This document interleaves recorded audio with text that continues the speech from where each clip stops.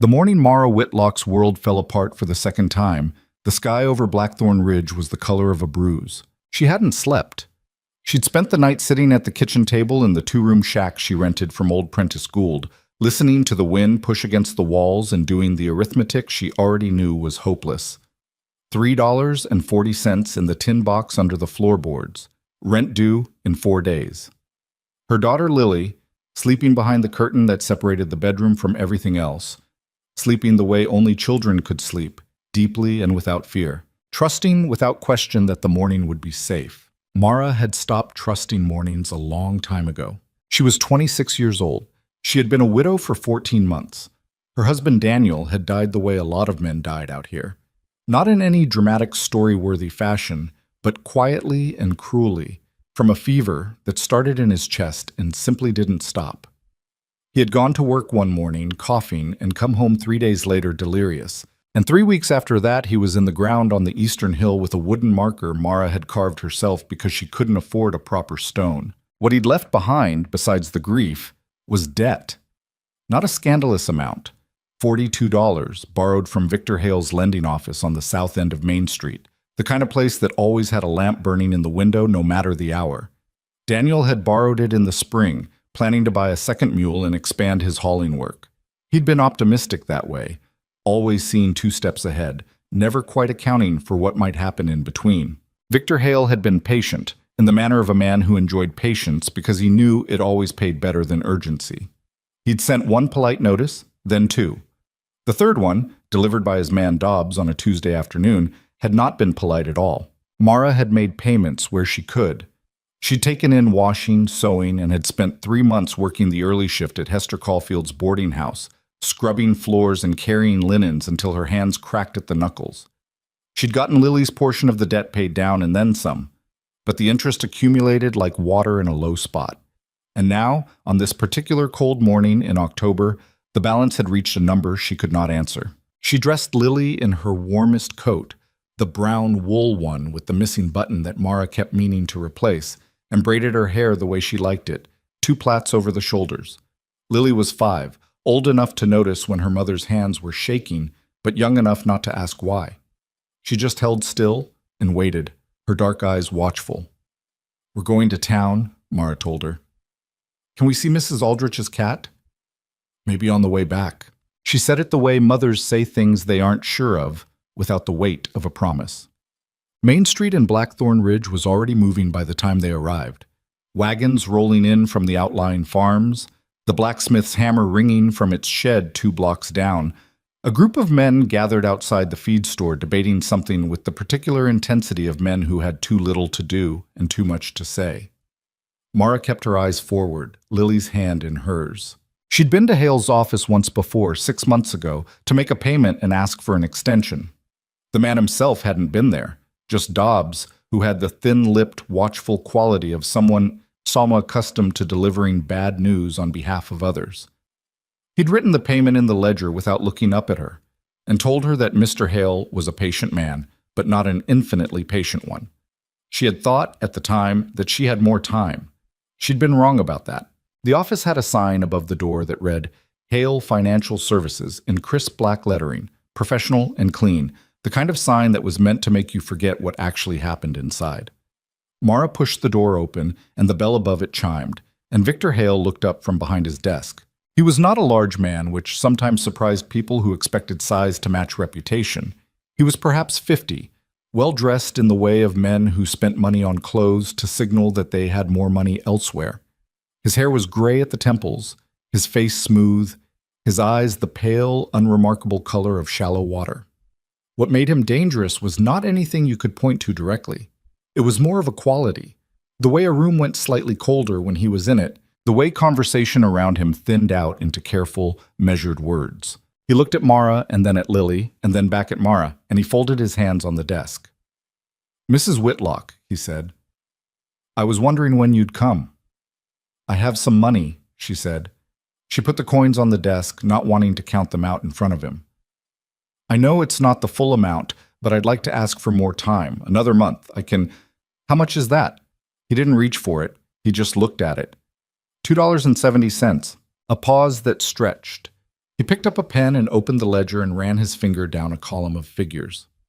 Your balance is $31.14, he said. $2.70 leaves $28.44 outstanding, plus the interest that has accrued since the last payment. He closed the ledger. I'm afraid that's not satisfactory. I understand that.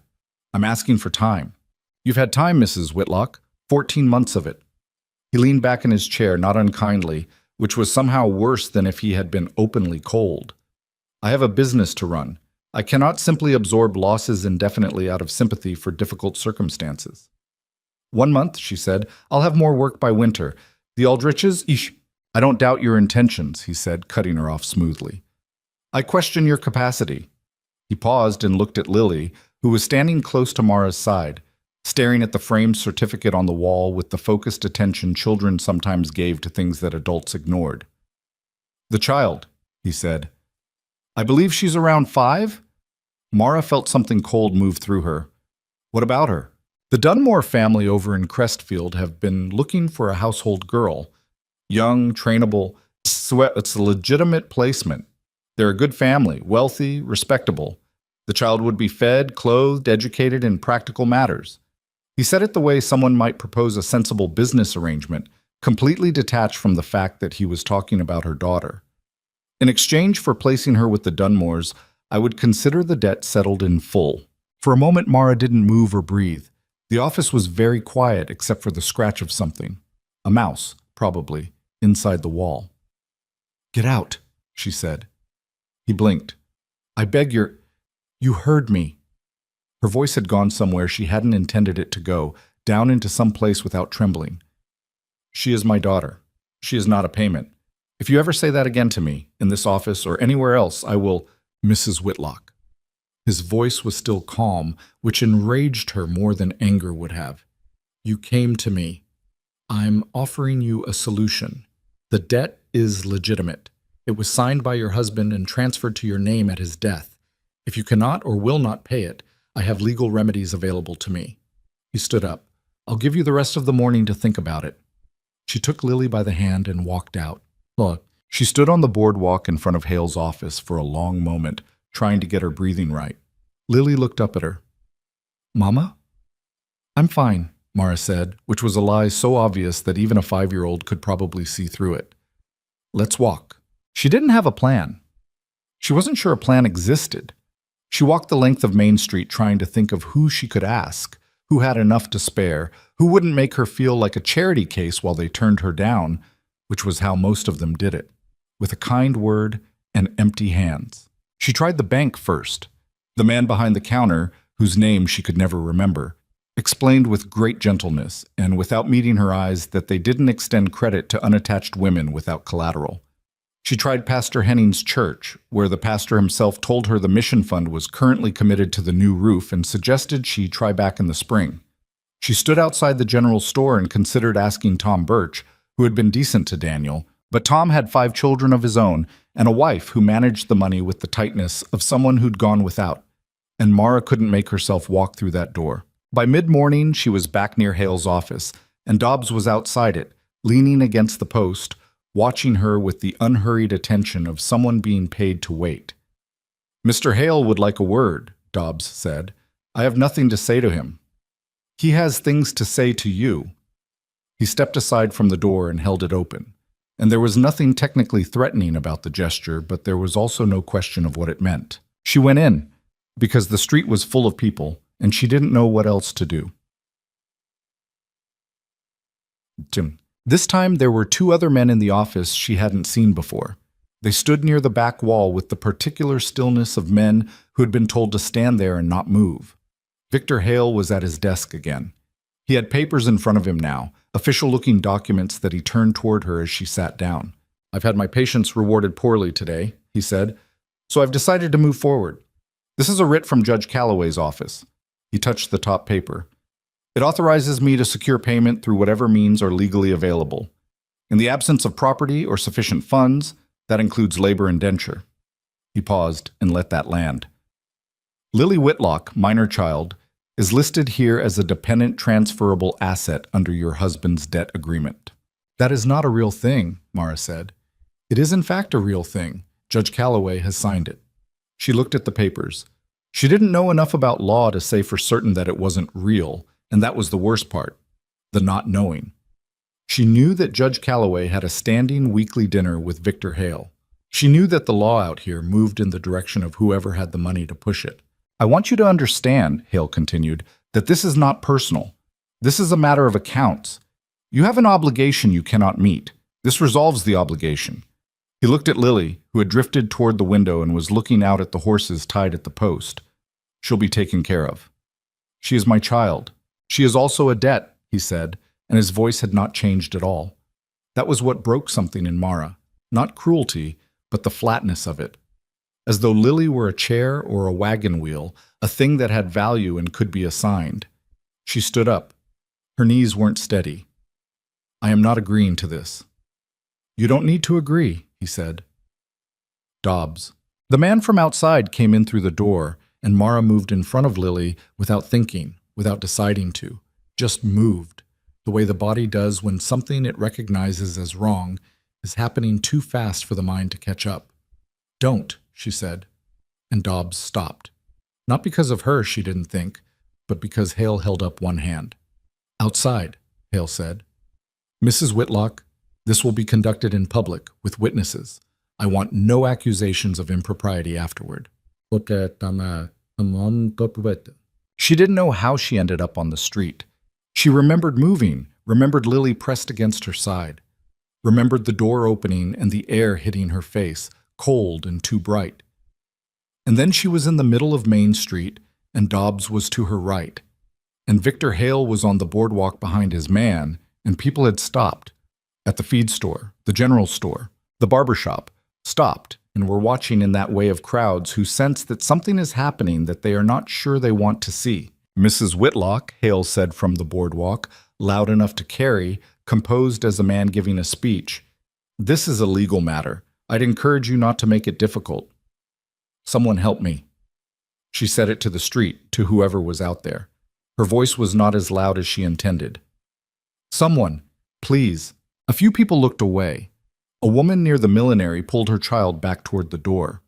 Tom Birch, who she'd decided not to ask, was standing in front of the general store, and he looked at her and then looked at the ground, and she watched the decision happen on his face, the calculation, the weighing, and then the looking away. Please, she said again. Lily had started to cry. Not loud, just the small, confused crying of a child who doesn't understand what's happening, but knows it's bad. Mara's legs gave out. She didn't mean to go down, but she did, both knees in the dust, and she held on to Lily with both arms, and the street blurred in front of her.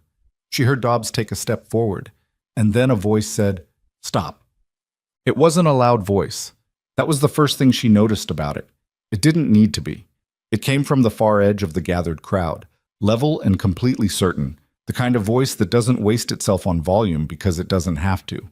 The man who stepped out of the crowd was tall, broad across the shoulders, wearing a coat that had seen better years and boots that were worn down at the heel.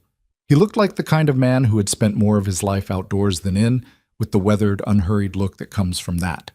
She didn't know his name. She'd seen him in town occasionally. He came in for supplies every few weeks, she thought, didn't talk much, but she didn't know who he was. He walked past Dobbs without looking at him, which took a particular kind of calm, and he stopped in front of Mara and Lily. He looked down at her for a moment, then he crouched so he was at her level. "What's the amount?" he said. She stared at him. "What?" "The debt. What does she owe?" He said it to her, but loud enough that Hale could hear it. From the boardwalk, Hale said, with the faintest edge of contempt, $28.44, plus accrued $28.50, the man said. He straightened up and turned toward Hale, and he reached into the inside pocket of his coat and took out a leather pouch that he did not open theatrically, did not display, just opened and counted from quietly. He walked to Dobbs and held out the coins. "Count it." Dobbs looked at Hale. Hale's face had gone very still. "Count it," the man said again. Dobbs took the coins and counted. His expression said nothing helpful. "It's there," Dobbs said finally. The man turned back to Mara. He put out his hand, not imperiously, just matter-of-factly. the way you offer a hand to someone who's in the dirt. She took it, and he helped her up, and then he looked at Lily with a brief, neutral expression that contained nothing frightening. You want to stay in the street? He asked Mara. Or you want to go somewhere else?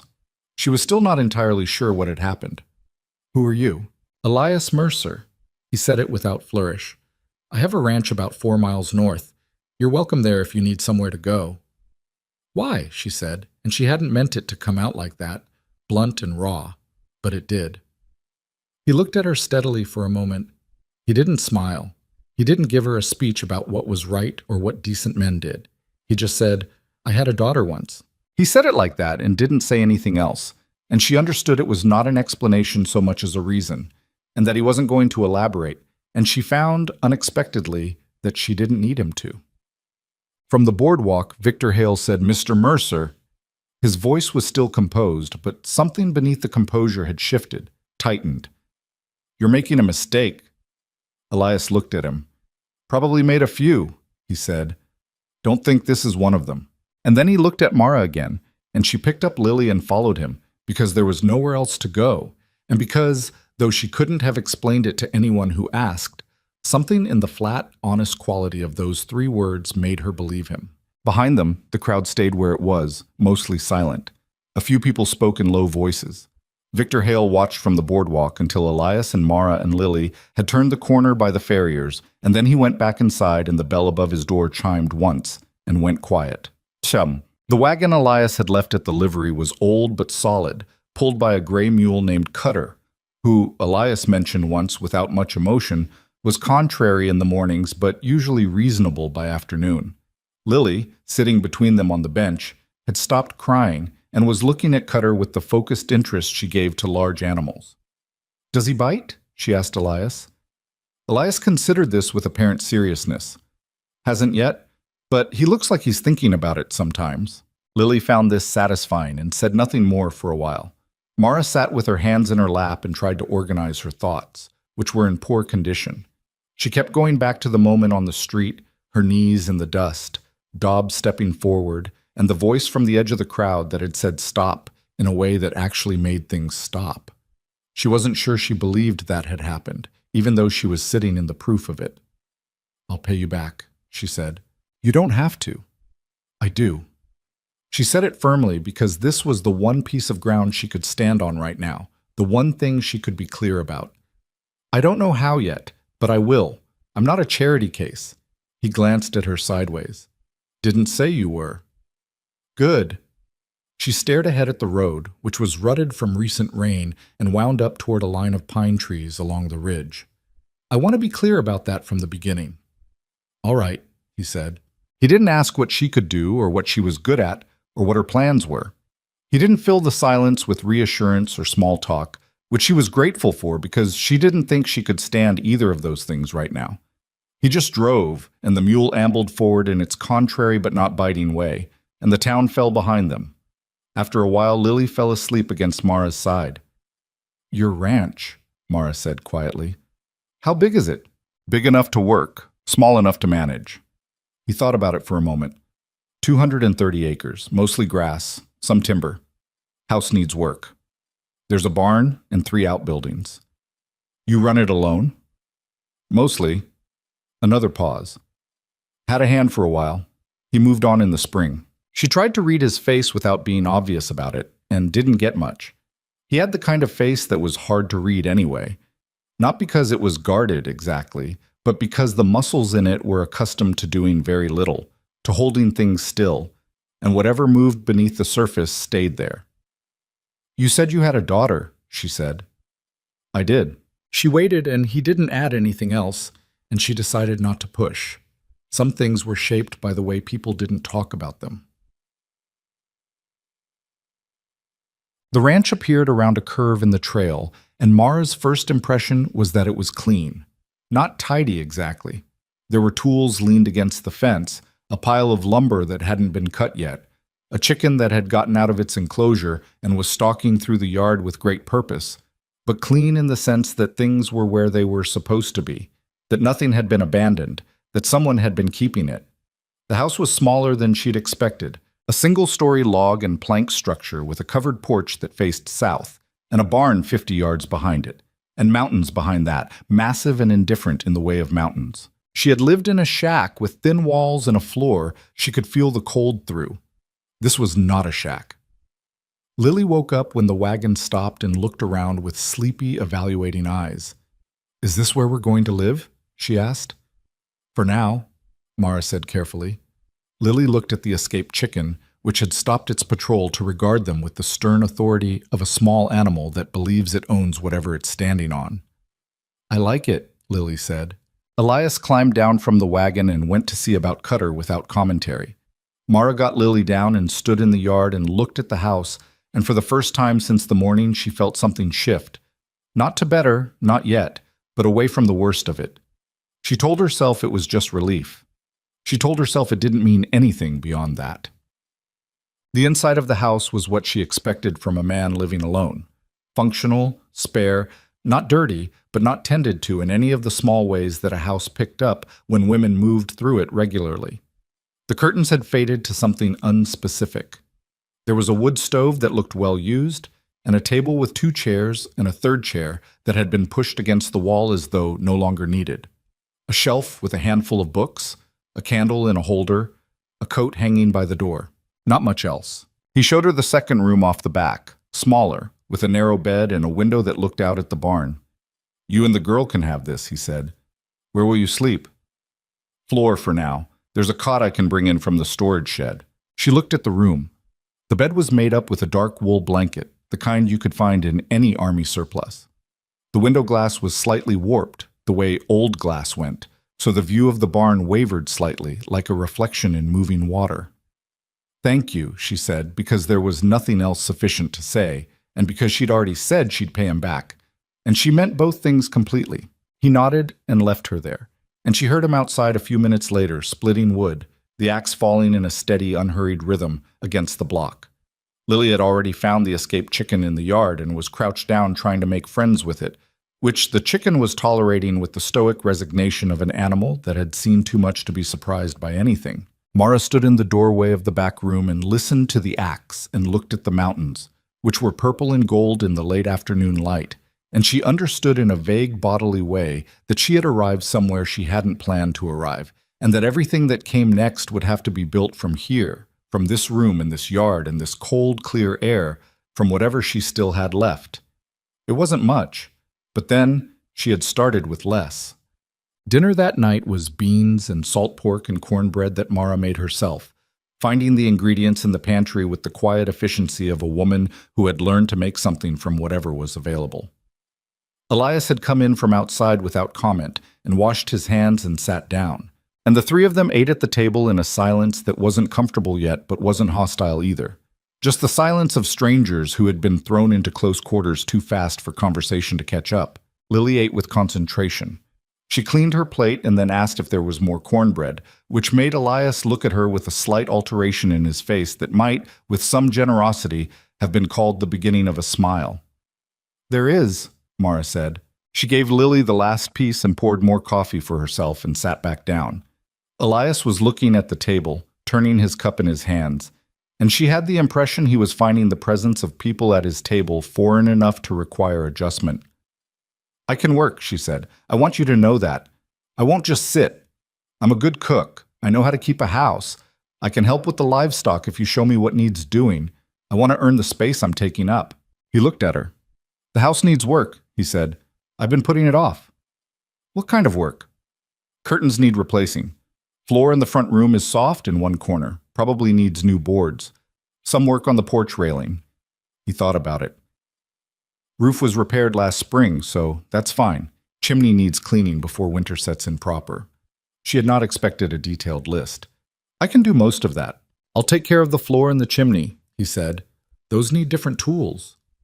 "Then I'll take the rest." He nodded, and that was apparently the agreement, struck without ceremony.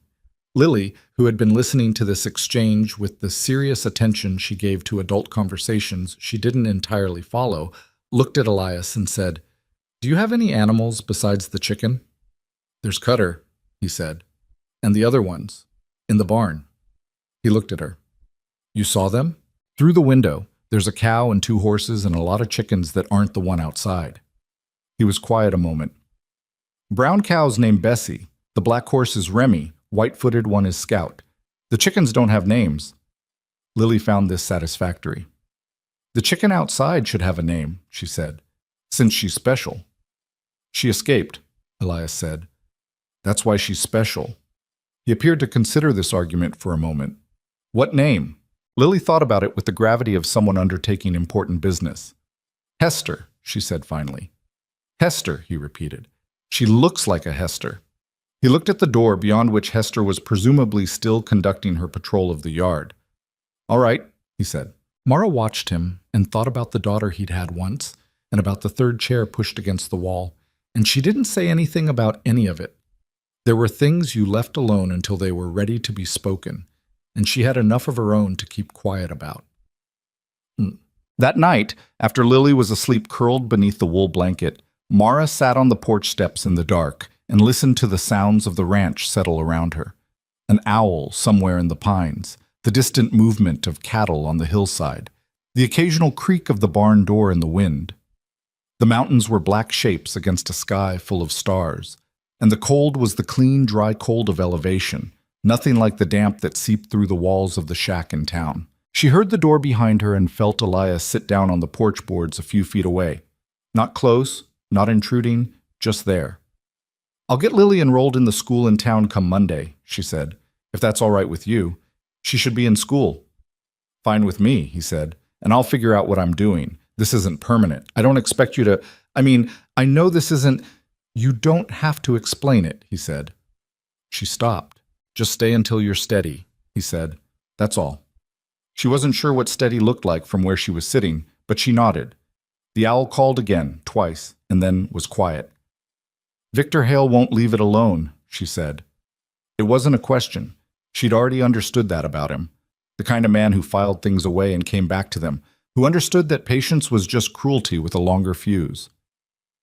He doesn't like to lose. Elias said nothing for a moment. No, he said finally. He doesn't. Do you know him? Know of him. A pause. He's been trying to acquire land up and down the valley for 3 years, one piece at a time.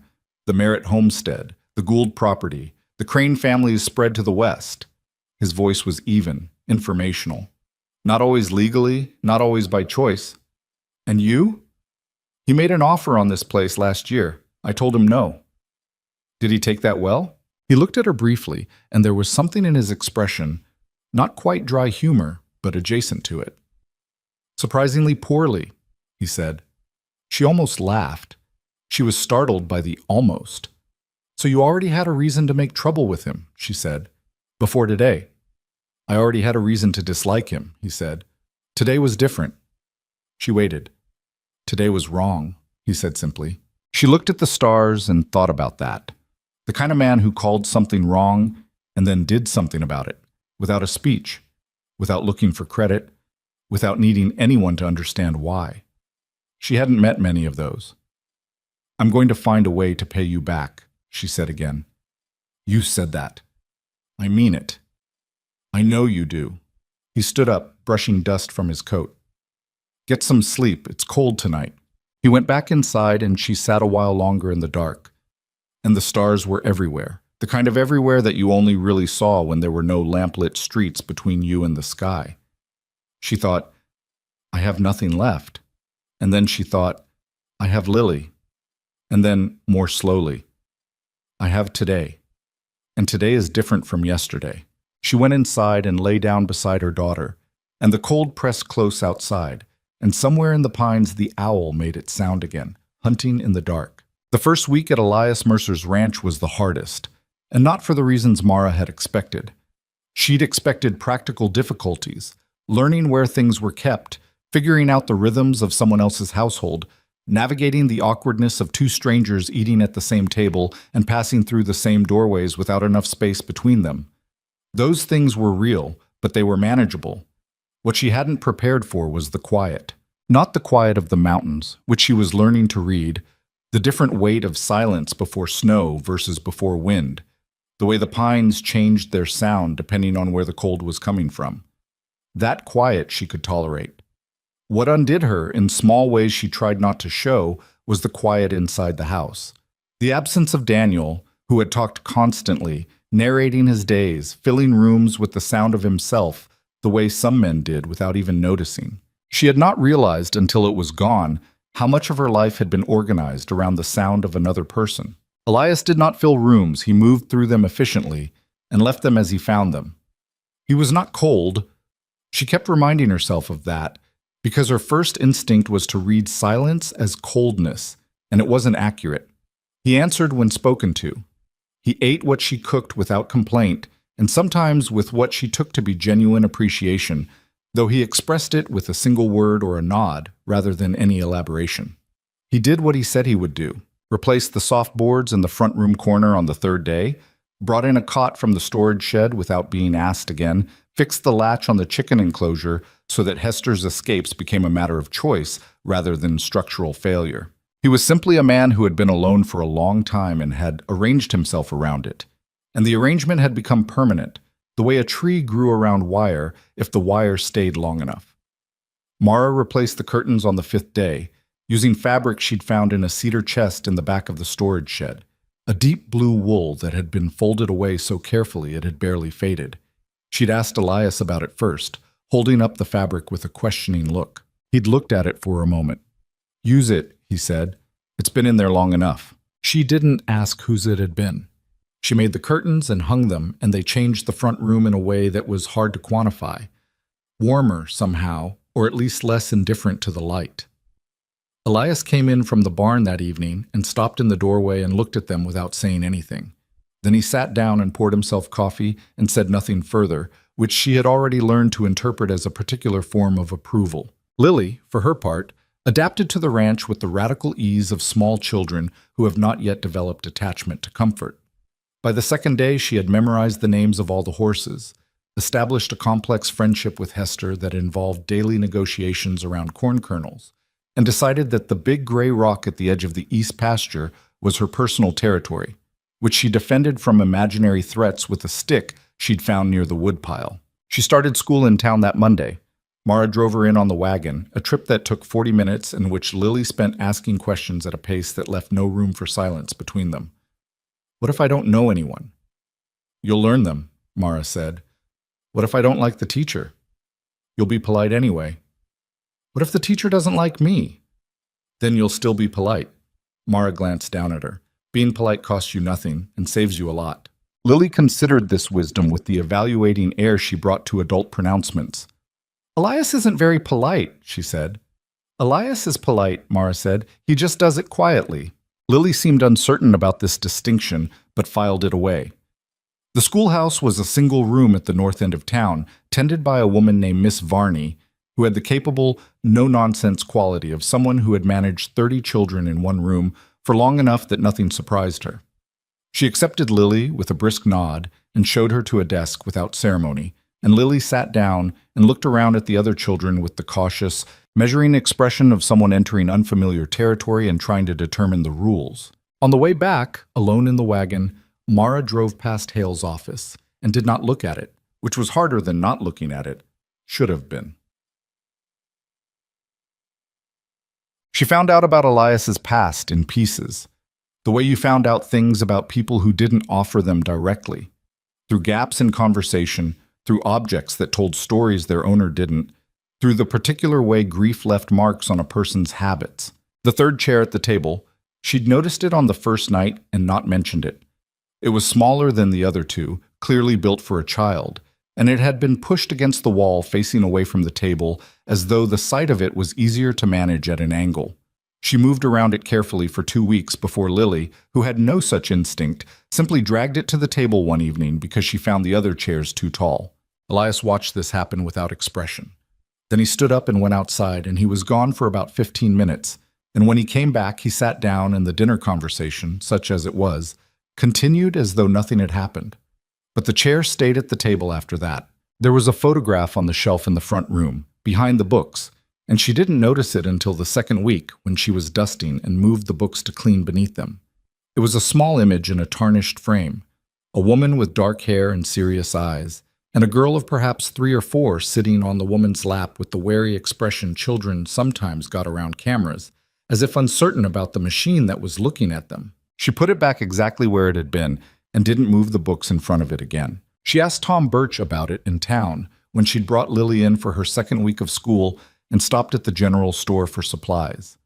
She hadn't planned to ask, but Tom was there and the store was quiet, and she found herself saying, "Elias Mercer, his family." Tom had the grace to look slightly uncomfortable, which she respected. "His wife and daughter," he said. "Fever came through about 4 years ago. Bad season, a lot of people lost, but he lost both of them inside the same week." He shook his head. "He sold off half his stock after. Took on a hand for a while, but the man left come spring. He's been up there mostly alone since." "He didn't leave?" she said. "After. A lot of men would have left." "No," Tom said. "He stayed." A pause. "He's that kind of man." She carried that back to the ranch and turned it over and set it down somewhere inside her and left it there. The work settled into a pattern. Mornings, Mara made breakfast and got Lily ready for school on the days she went, which were Monday through Thursday, since Friday was too long a trip in bad weather. Elias was always up before her. She'd hear him in the barn before first light, or outside with the axe if the wood was running low. And by the time she had the stove going, there was always already a small stack of kindling by the door that hadn't been there the night before. She didn't comment on it, she just used it. After the morning chores, she worked on the house. The curtains were done, the porch railing she reinforced with new wood. Elias cut for her. The chimney she couldn't do herself, but she cleaned what she could reach and pointed out the obstruction to Elias, who went up on the roof with tools she didn't recognize and fixed it in an afternoon without either of them making a production of it. She baked on Tuesdays and Fridays, filling the pantry with bread and keeping enough cornbread going that Lily's enthusiastic consumption of it didn't create a deficit. She started keeping a mental ledger, not of money. Money was still a problem she hadn't solved, though she was taking in some sewing from women in town who'd heard somehow that she could do the work. But of time, of labor, of the slow accumulation of days at this ranch that meant something, that added up to something, even if she couldn't name exactly what. One evening in the third week, Elias came in from the pasture with a look on his face she hadn't seen before. A flat, controlled anger that he was keeping very controlled, the way you kept a lid on something that wanted to boil. "What happened?" she said. He set his hat on the hook by the door. "One of the fence lines on the south pasture is down. Long section." "Wind?" He was quiet for a moment. "It was cut," he said. She put down the dish she was drying. "Cut. Wire fence. Cut clean, 3 sections. Post pulled." He moved to the table and sat. "The cattle got into Ransom Creek. Took me 2 hours to get them back up." "Could it have been?" "No," he said simply. She understood that he wasn't uncertain about it.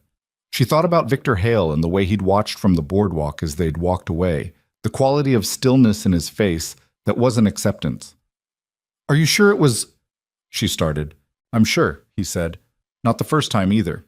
2 weeks ago, a gate was left open on the north side. I thought it might have been an accident." He looked at the table. It wasn't. She sat down across from him. "What are you going to do?" "Fix the fence," he said. "Watch the rest." "That's all?" He met her eyes. There was something in his expression that was not quite defeat and not quite anger. Something more complicated than either, the look of a man who had thought through his options and found all of them imperfect. "Hale hasn't done anything I can prove," he said. "Not yet. Nobody's going to move against him on my word alone. That's just how it is." She wanted to argue with that, and then didn't, because she knew he was right. She'd seen how Blackthorn Ridge worked, who it protected and who it left in the dust. Victor Hale had Judge Calloway at his dinner table. He had money enough to make accusations into trouble for the person making them. You couldn't just walk into the marshal's office and say a powerful man was cutting your fences and expect anything useful to come of it. "I should go," she said, not for the first time. "I should find somewhere else. Hale is doing this because of me." Elias looked at her. "He was doing it before you," he said. "Worse now." "Maybe." He was quiet for a moment. "I told you he made an offer on this land. That's what this is really about. You gave him a reason to move faster, that's all. He would have gotten here eventually." She didn't know if she believed that entirely, but she believed he believed it, and she believed he'd thought about it clearly before saying it, which counted for something. "You should still know," she said. That it's worse because of me. I know, he said. I'm not asking you to leave. They looked at each other across the table, and neither of them said anything further. And after a moment, Lily's voice came from the back room, asking if there was any cornbread left from supper. And the moment closed, and they moved on into the ordinary work of the evening. She started noticing other things. The way he always checked the animals last thing at night, making a quiet round of the barn with a lantern that she could see from the bedroom window, moving from stall to stall in the unhurried way of a man performing a ritual rather than a task. The way he kept a particular distance from Lily at first, not unfriendly, just careful, as though he were aware of his own size and didn't want to be imposing, and how that distance shortened without ceremony over the first 2 weeks, until Lily was simply part of the yard and the barn and the dinner table the way the chickens were, a fact of the place that required no explanation. Lily, for her part, had decided to make a project of Elias without informing him of this decision. She reported her findings at dinner in the way children reported things, without regard for whether the subject of the report was present. Elias knows every cow by name, she announced one evening. He has names for all of them, even the ones that are mean. I thought the chickens didn't have names, Mara said. The chickens don't have names except Hester, Lily confirmed. But the cows do. You asked him? Mara said, with a glance at Elias, who was eating beans with the expression of a man pretending to be somewhere else. He told me, Lily said, when I asked if the brown one bit. Does she? Only sometimes, Elias said, into his plate. Clementine bit Elias's sleeve last Tuesday, Lily said, with some satisfaction. He said a bad word. I said a mild word, Elias said. It was a bad one, Lily said firmly. Mara looked at Elias, who met her gaze briefly with the expression of a man who had been fairly represented and was not in a position to dispute it. She kept her face neutral, which cost her some effort. It was a small thing. She knew it was small. But she found herself thinking about it later that night on the porch, the regularity of it, the ordinary dailiness of a child correcting a man's self-description at the dinner table, the particular normalcy of that exchange, and she felt something move in her chest that she couldn't quite name, and didn't try to. The sewing work grew slowly. 3 women in town had brought her mending by the 3rd week, and by the 4th it was 6, and one of them, Agnes Hewitt, who ran the millinery and had hands that shook too much for fine work, asked if she could make a dress from scratch. Mara quoted a price that felt too low, and Agnes said yes immediately, which told Mara her price had been too low. But she made the dress anyway, and Agnes wore it to church, and afterward 2 more women came to ask about similar work. She was not yet close to repaying the debt, but she was moving toward something. She told Elias about it at breakfast one morning, laying out the numbers in the practical, unsentimental way she'd learned to present information that might be taken as emotionally loaded. He listened without interrupting. I can have the debt repaid by spring, she said. If the sewing work keeps up, maybe sooner. The debt's settled, he said. Not for me, it isn't. He poured more coffee, and she could tell he was considering whether to argue, and then deciding not to. How much have you made so far? $11.40? She paused. I'm putting it in the tin under the bed. I'll pay you in full when I have it. He looked at her for a moment. You could put it in the bank, he said. Safer. Bank doesn't extend credit to unattached women without collateral, she said flatly. A pause. Right, he said. She picked up her coffee cup. I know. He didn't say anything sympathetic about it, which she appreciated. The sympathy she got from other people about the particular way the world was arranged against her always had a slight quality of theater to it. The sympathy of people who would not actually do anything about the arrangement. Elias simply acknowledged it as a true thing and moved on, the way he acknowledged that the fence had been cut, and the next step was to fix it, not to stand around feeling about it. She found that useful. She found increasingly that she found many things about him useful. Not useful in a calculating way, but in the way of a key fitting into a lock you'd been working at with the wrong tools. The trouble escalated at the end of October in a way that could not be attributed to accident. It was Mara who noticed it first, coming back from town on a Friday afternoon with Lily asleep against her shoulder in the wagon. She turned up the trail toward the ranch and saw the smoke before she saw anything else. Not a catastrophic column of it, just a thin gray thread rising from somewhere near the north pasture. The wrong color, and the wrong location for a brush fire started by something natural. She pushed Cutter faster than she usually would have, which he tolerated with his characteristic mixture of resentment and compliance. And by the time she reached the ranch yard, she could see Elias already at the north fence, beating at something on the ground with a wet sack. The fire was small, or it had been small. She could see the burn scar on the grass already, 10 feet across and still smoldering at the edges. But the dry autumn grass had not yet reached its full danger, which was the only thing that had stopped it from becoming something unfixable. She got Lily into the house and came back out with the water buckets from the kitchen, filling them at the trough and carrying them in 2 trips, and between the water and the sack they put it down completely by the time the light was going. Afterward they stood at the edge of the burn scar and looked at it, and Elias looked at the fence post where the fire had started, and she looked at it too, and neither of them said what they were both thinking for a long moment. "Someone said it," she said. "Yes. When?" "Must have been this afternoon. I was in the south pasture, got back and smelled it." She looked at the trail leading down toward town, empty now in the gray late light. "We didn't pass anyone on the way up." "They could have gone the other way." He crouched near the post, looking at something she couldn't see. "There's boot prints here, more than one set." He stood up. "Dobbs has been in town this week. A couple of other men with him I don't recognize." "Hale's men." "Presumably." She wanted to say something sharp and direct about what ought to happen now, about walking into the marshal's office, about the law, about the fact that someone had just tried to burn his pasture, and it was not acceptable, and there must be something that could be done. But she'd already thought through where that path led, and so had he, and the thought made her tired in a way that sat in her bones. "How much land does Hale already own?" she said. "In the valley." Elias was quiet for a moment. "The Merritt place, the Gould property, though Prentice Gould is still living there. I think Hale has some kind of arrangement with him. The cranes spread to the west, and there's talk he's made offers to the Nolans and the Hendersons." "And they haven't sold?" "Not yet." He looked at the mountains, dark shapes against the cooling sky. "The Nolans have been here 20 years. Henderson built his own house with his hands. Men like that don't sell easy." "Unless they get scared enough," she said. He said nothing, which was as good as agreement. She looked at the burn scar black against the yellow grass, 10 feet across and about 6 feet deep. A careful fire, she thought. Not meant to take the whole pasture, not yet. Meant to make a point. Meant to be found and understood. "He's making you afraid," she said. "I know what he's doing."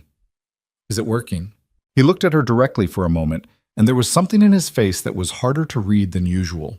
Not anger exactly, something below anger, something that had been compressed down over years into a substance that did not yield easily.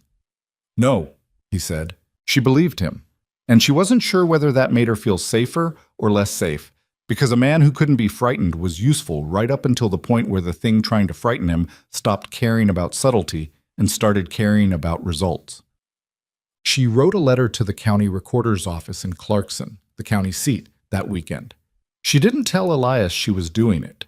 She sat at the kitchen table on Sunday morning while Elias was in the barn and Lily was on a rock in the east pasture, and she wrote in the careful, deliberate hand of someone who hadn't written many formal letters, but understood what they needed to contain. She asked about Victor Hale's land acquisitions, specifically whether all of them were recorded correctly, whether the transfer documents were in proper order, whether any complaints had been registered regarding the manner of acquisition. She was not a lawyer. She knew she was not a lawyer. But she had grown up in a household where her father read every contract twice and told her that the only thing more dangerous than ignorance of the law was a false confidence about what the law would do on your behalf, and that sometimes the record itself, examined carefully, told you things that individual actors would prefer remained hidden. She folded the letter and put it in her coat pocket and mailed it on Monday when she took Lily to school. She didn't mention it to Elias. She wasn't sure why. Partly because she didn't want to raise something that might lead nowhere. Partly because she had the impression he was a man who preferred action to investigation, who would rather fix a fence than write letters about it. And she respected that without sharing it entirely. They were different in that way. She thought through from the outside in, he thought through from the ground up, and she suspected they were both right in ways the other wasn't. It was the kind of thing she noticed more often now. The places where they differed and the places where they fit, without friction or fanfare. He knew things she didn't, about the land, about livestock, about the physical language of the territory. She knew things he didn't, about people, about money, about the paper architecture that propped up or destroyed the physical world he understood so well. She found herself thinking about this more than was probably useful. Porque Lily got sick in the first week of November, not seriously. A chest cold that settled in with the stubbornness of illnesses that know they have nowhere pressing to be. But it kept her home from school for 4 days, and it changed the rhythm of the house in ways that revealed things. Mara stayed close to the back room, sitting on the edge of the bed and reading to Lily from one of the books on the shelf, a collection of frontier stories that was the only children-adjacent thing in Elias's limited library. And Lily lay with her blanket up to her chin and listened with the concentrated, slightly feverish attention of a sick child who has been given permission to rest. On the second evening, Elias appeared in the doorway of the back room. He had a cup in his hand. "It's just broth," he said. "Beef, from the stock I made yesterday." He held it out with the air of a man who had made the decision to do this and was now committed regardless of how it was received. Lily looked at the cup and then at him. "Did you make it?" she asked. "Yes." "By yourself?" "By myself." Lily considered this. "Does it taste all right?" "I don't know," he said. "I haven't tasted it." "Why not?" "It's for you." Lily received this information and then reached out and took the cup and sipped from it with the deliberate seriousness of an official taste tester and then said, "It's good, a little salty." "I'll remember that," he said. He looked at Mara briefly, then back at Lily. "Get some sleep," he said. "Cutter's been asking about you." Lily smiled at this without quite believing it, in the way children smiled at things adults said that were too obviously kind to be entirely true. But the smile was real enough, and Elias nodded once and went back to the front room, and Mara heard the door to the outside open and close. She sat with Lily until she slept, which didn't take long, and then she sat a while longer in the quiet, listening to her daughter breathe. She thought about a man who made broth for a sick child he had no obligation to, who went out to the barn afterward instead of making anything of it. She thought about the photograph on the shelf, the dark-haired woman and the 3-year-old with the cautious eyes, and the 4 years of silence this house had held. She thought about how grief changed people, sometimes hardened them into something that couldn't feel, and sometimes did the opposite, scraped away everything that wasn't essential until what remained was very simple and very true. She wasn't sure yet which kind of change had happened in Elias Mercer. She thought some nights that she was beginning to understand. She was careful with that thought. She put it away in the same careful manner she'd put away the blue curtain fabric, folded and set aside, not examined too closely, because the examining was what made things complicated, and complicated was a luxury she wasn't sure she'd earned yet. The letter back from the county recorder's office arrived in the second week of November, addressed to her at the school, where she'd put as her mailing address. She read it in the wagon on the way home, with Lily beside her recounting a dispute about a spelling contest, with a ferocity that suggested the wound was fresh. The letter was 3 pages, official and dry. But beneath the dry language were facts, and the facts were interesting. 2 of Hale's recorded acquisitions in the valley showed irregularities, dates that didn't match the acknowledged transfer agreements, a signature on the Gould property that the recorder's office had questioned at the time of filing and accepted because the judge had countersigned. One piece of land, the Crane spread, had been acquired through a debt settlement proceeding that the recorder noted had been filed through Judge Calloway's court in Blackthorn Ridge rather than the county court in Clarkson, which was irregular for a proceeding of that value. She folded the letter and put it in her coat pocket and thought about it for the rest of the drive home. While Lily's account of the spelling contest came to its conclusion, she had been wronged, the teacher had been slightly wrong to side with her opponent, and justice remained elusive, but she was not giving up on it. That night, after Lily was in bed, she put the letter on the kitchen table and pushed it toward Elias. He read it. He read it twice, which she noticed. Then he set it down and was quiet for a long moment. "This doesn't prove anything by itself," he said. "No," she agreed, "but it's a thread, and if someone pulled it from the right direction—" She stopped. "A lawyer in Clarkson. Not Calloway? Not anyone connected to Calloway. Someone outside the territory." He looked at the letter again. "You wrote to the recorder's office without telling me. I didn't know if it would lead anywhere. He didn't look upset exactly, more like a man recalibrating something. You've been thinking about this for a while, he said. Since the fence, she said. Since the fire. He was quiet. I was going to fix the fence and wait, he said, not apologetically, just honestly. See what he did next. I know. She looked at him across the table. I thought we might also find out what we could use against him, before he does something we can't recover from. He looked at her for a long moment.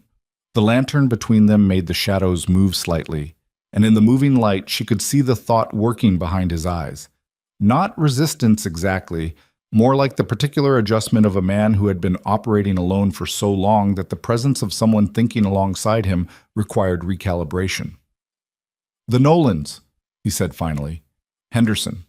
They have their own grievances with Hale, their own stories. Yes, she said. If there's real evidence, he said slowly, a legal thread as you say, they'd want to know. They'd want to be part of pulling it, she said. He looked at the letter again. Then he looked at her. And she saw something in his face that she hadn't seen there before.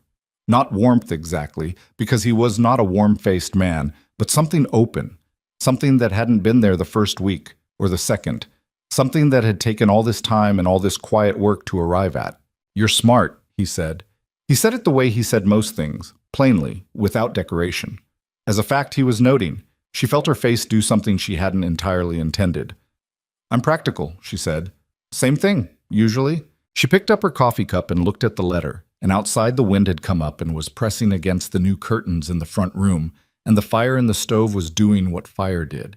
And somewhere in the dark of the barn the animals were quiet and settled.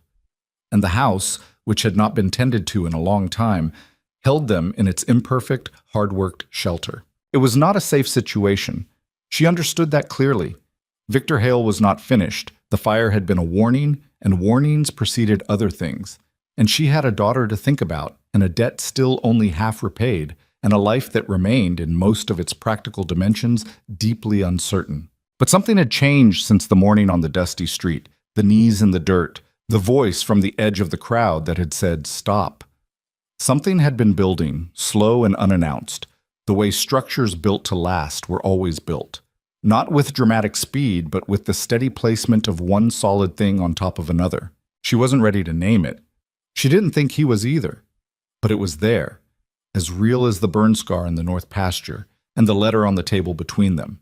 And you could no more ignore it than you could ignore the mountains that looked down on the ranch every morning, patient and enormous and entirely unconcerned with whether anyone was ready for them. The letter from the county recorder's office stayed on the kitchen table for 2 days before Elias folded it and put it in the inside pocket of his coat, which was where he kept things he needed to think about.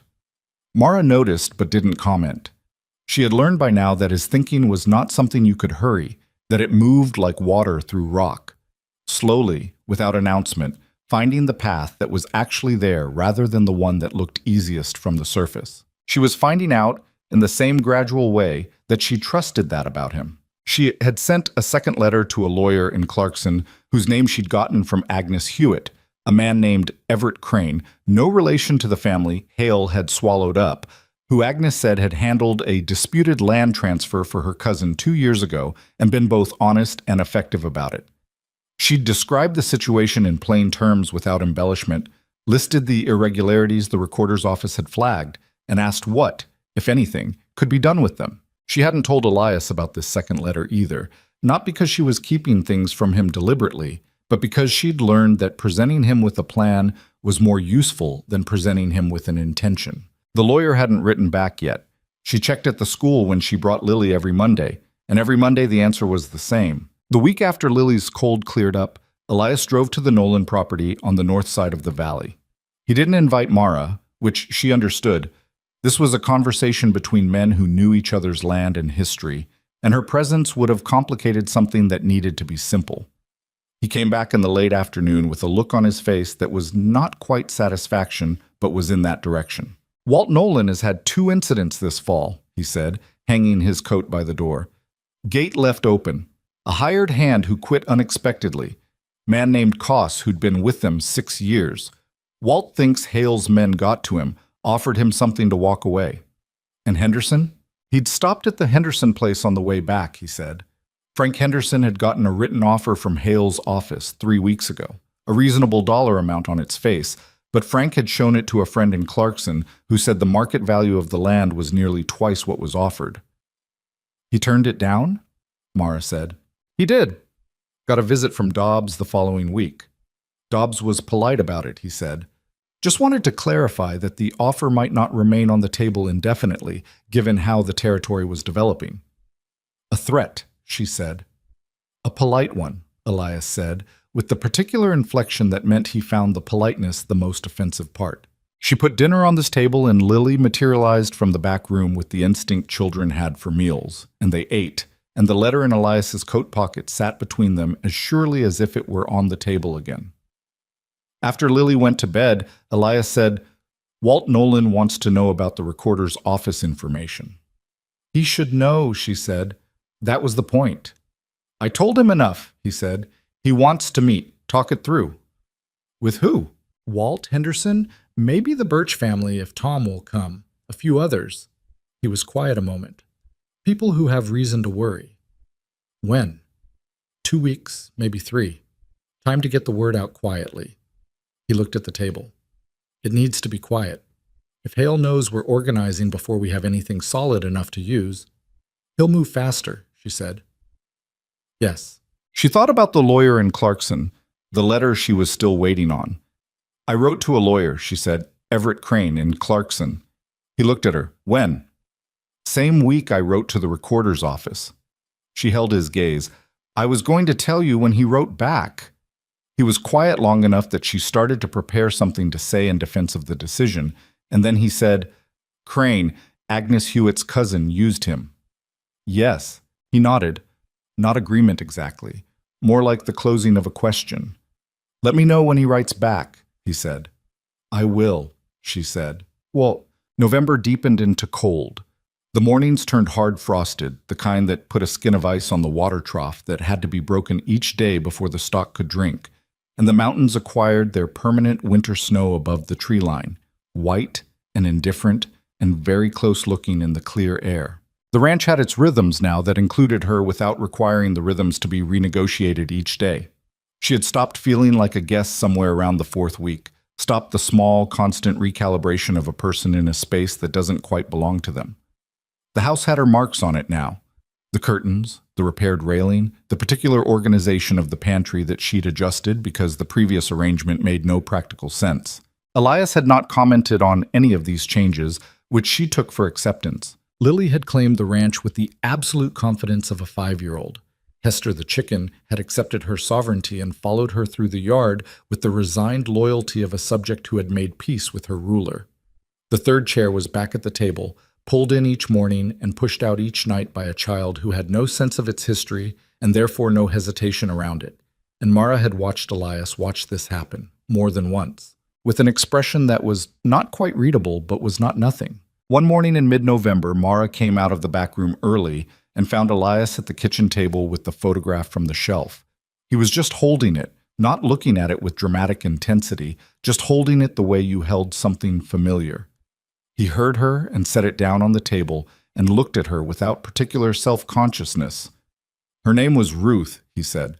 Not explained, not prefaced, just offered, the way a fact was offered when it had been waiting to be said. She sat down across from him. And your daughter? Clara. He set the photograph face up on the table between them, and she could look at it properly now. The dark-haired woman who had a quality of stillness even in the image, the little girl who looked like she might at any moment change her mind about sitting still. She was 3 when the fever came through. Ruth got it first, and then Clara, and I— He stopped for a moment. I was fine. That's the part that never made sense to me. I didn't get sick. It doesn't make sense, she agreed. It just happens that way sometimes. I know. He was quiet. Knowing doesn't make it make sense. She looked at the photograph and thought about grief that didn't resolve, that just became a part of the structure of a person, like a healed break in bone. You couldn't see it from the outside, but you could feel it in the cold, and it changed how weight settled through you. I'm sorry, she said, because it was inadequate and it was also true, and sometimes you offered the inadequate truth because it was all there was. He nodded. Daniel, he said. Not a question, but leaving space. 14 months ago, she said. He was kind. He was optimistic about things he didn't have a right to be optimistic about, but in a way I liked, mostly. She looked at the table. He borrowed money from Hale. He thought he'd be able to pay it back before it mattered. He couldn't have known, Elias said. No. She looked up.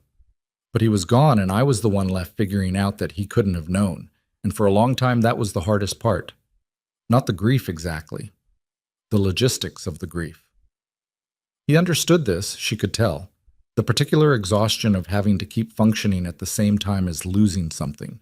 They sat for a while without talking, and it was the most comfortable silence they'd had between them. Not the neutral silence of strangers, but the silence of two people who had said something real and were giving it room. He put the photograph back on the shelf when he left for the barn, but he put it facing forward this time, where it could be seen. Ted. The barn burned on the last day of November. It was past midnight when Mara woke to the smell. Not smoke exactly, not yet, more the first warning of it, the way a fire announced itself before it was fully committed. She was up and at the window before she was entirely awake, and she saw it through the warped glass, the orange glow at the base of the barn wall, low and hungry and moving fast in the wind that had come up earlier that evening. She pulled on her boots and coat over her nightclothes and went to Elias's cot in the front room and shook him once, hard. Barn, she said. Fire. He was up in 3 seconds, the sleep to waking of a man accustomed to emergencies, and then he was past her and out the door, and she heard him shouting as he ran, the hard, specific words of a man who needed the animals to move.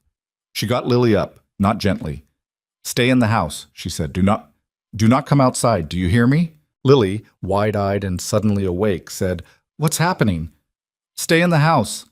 She looked her daughter in the eyes until she got a nod, and then she went. The fire was worse than the window had made it look. One full side of the barn wall was burning, orange and white, at the base where the wood had been dry as kindling. Smoke pouring from the gaps in the boards. And she could hear the animals, the high rolling panic of the horses, Remy and Scout throwing themselves against their stalls, and Bessie's low, distressed noise beneath the smoke. Elias was already inside. She didn't think about it. She went in after him.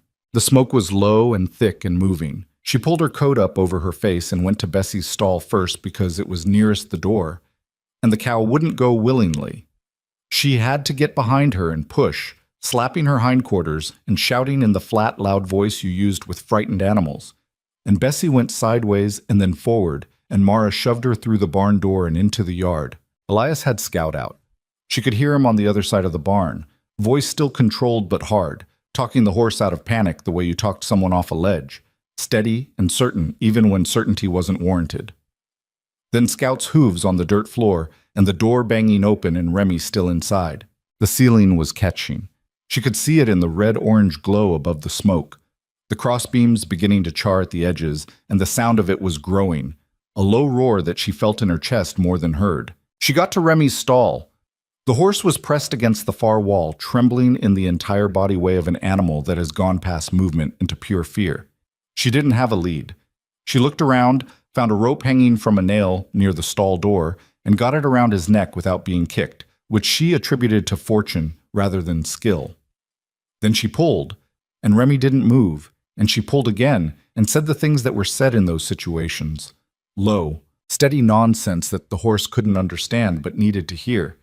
And he took one step, then another, and then the crossbeam above them shifted with a sound like a gunshot, and Remy lunged and she had to run with him or be dragged, and they came out of the barn door together in a rush of heat and smoke and cold night air, and she went down on one knee in the dirt but held the rope.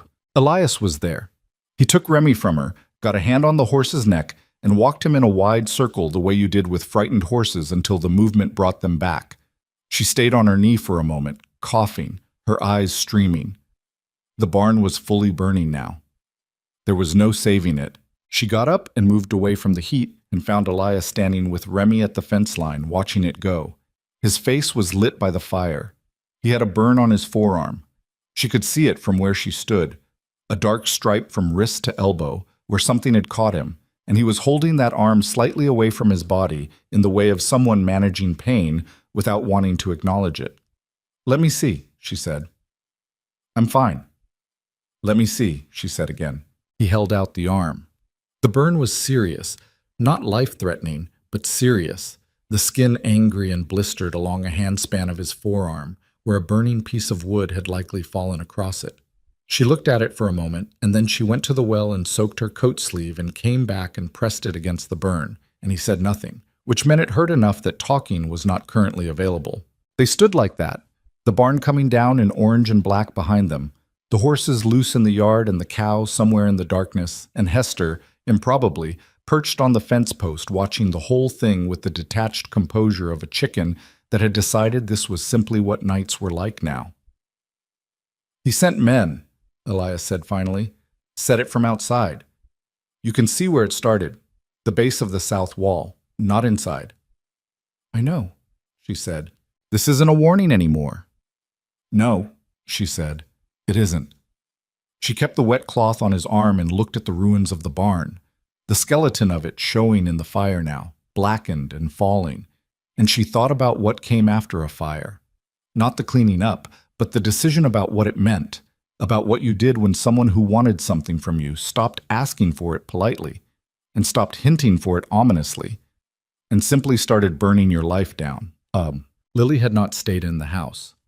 Mara found her standing at the corner of the porch, wrapped in her blanket, watching the fire with round, frightened eyes. Mara went to her and picked her up and held her, which Lily allowed without the usual resistance she'd developed lately toward being carried, being 5 and old enough to feel the indignity of it. "Is Elias all right?" she said into Mara's shoulder. "He's hurt his arm," Mara said, "but he's all right." "Did the horses get out?" "All out. Bessie too." Lily was quiet for a moment. "Hester?" "On the fence post," Mara said, "watching." Lily exhaled, something very close to a laugh and very close to a sob, and said nothing more. Mara held her and watched the barn burn, and eventually Elias came and stood a few feet away, and the three of them watched it together until it was down to coals, and the cold came back hard around them, and the stars came out from behind the smoke. She dressed the burn in the kitchen by lamplight, using what she had: clean linen, the bottle of carbolic she kept in the pantry for cuts. Elias sat at the table and was still for it, which took the kind of effort you could see in the set of a person's jaw. "You should have a doctor look at this," she said. "I'll be fine." "You keep saying that." "Because it's usually true." She wrapped the linen carefully, not too tight, and tied it off. His hand rested on the table between them afterward, and she was aware, without looking at it, that it was a matter of inches from hers. "We need to be done waiting," she said. He looked at her. "The letter I sent Crane, I'll go to Clarkson myself if he doesn't write back by the end of next week. And the meeting you were planning with Walt Nolan and the others, it needs to happen now, not in 2 or 3 weeks." He nodded slowly. "Agreed." "And I think we need to talk to Marshal Garrett." He looked less certain about this. "Garrett is—" "I know," she said. "I know he hasn't been useful. But if we go to him with the recorder's information and with Nolan and Henderson standing beside us, it's harder for him to look away. He looks away when it's one man alone. He might not look away from 5. "Or he might," Elias said. "Or he might," she agreed.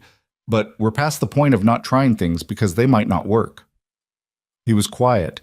Then he said, "The barn was insured partially. Enough to rebuild the frame, maybe. Not enough for everything." "I know. Walt Nolan has lumber. He mentioned it last time I was there. He's been meaning to build a second outbuilding and hasn't gotten to it. You could ask him." "I could." He looked at his wrapped arm.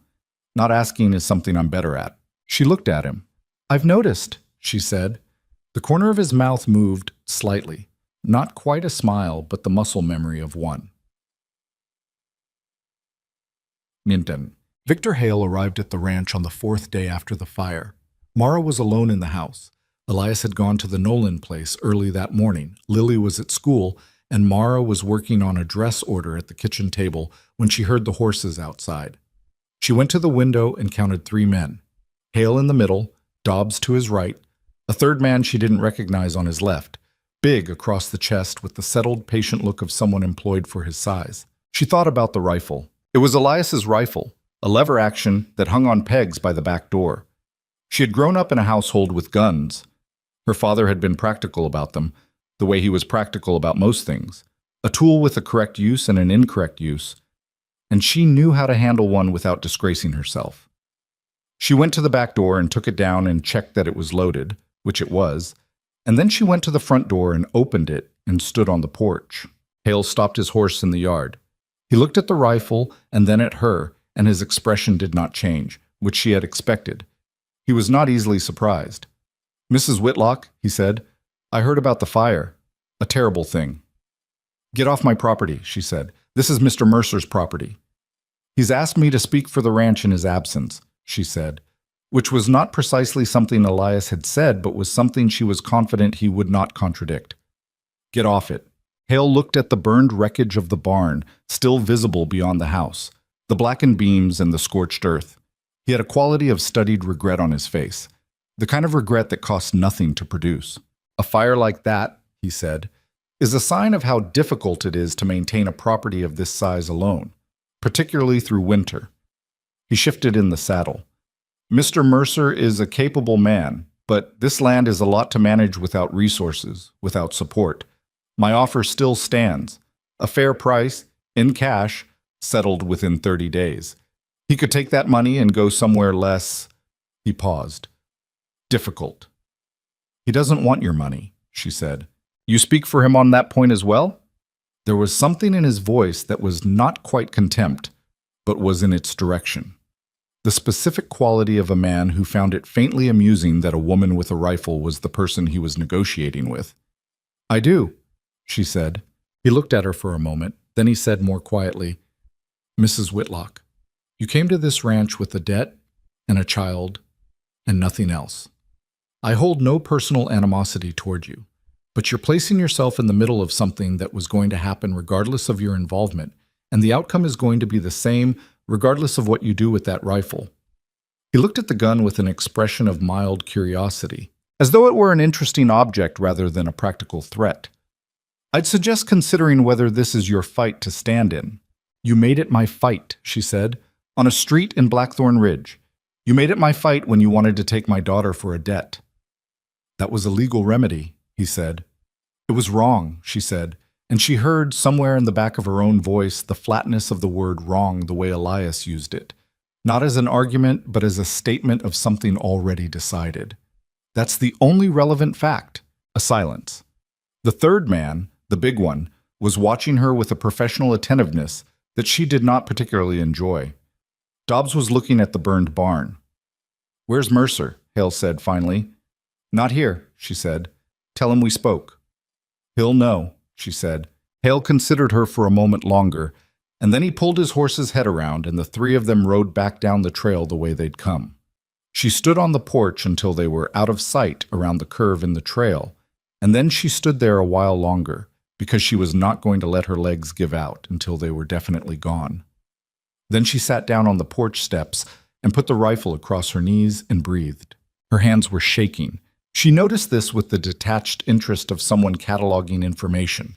Hands shaking, throat tight, a fine cold sweat on the back of her neck. She had been afraid. She had been afraid the entire time, and had done it anyway, and the doing it anyway was the relevant fact, which was something her father had told her once, and which she had understood intellectually for years, and had only just understood in her body. She put the rifle back on its pegs when she went inside. She washed her hands in the basin and started the stove for coffee and went back to the dress order on the kitchen table and worked until her hands were steady again, which took about 20 minutes. She told Elias that evening, all of it, the 3 horses in the yard, Hale's speech, the rifle, what she'd said. She told it plainly, the way she told most things, without performing it. He listened without interrupting. When she finished, he was quiet for a long moment. "You didn't have to do that," he said. "He was here," she said. "Someone had to." "You could have stayed inside." She looked at him. "Could I have?" He looked at her back.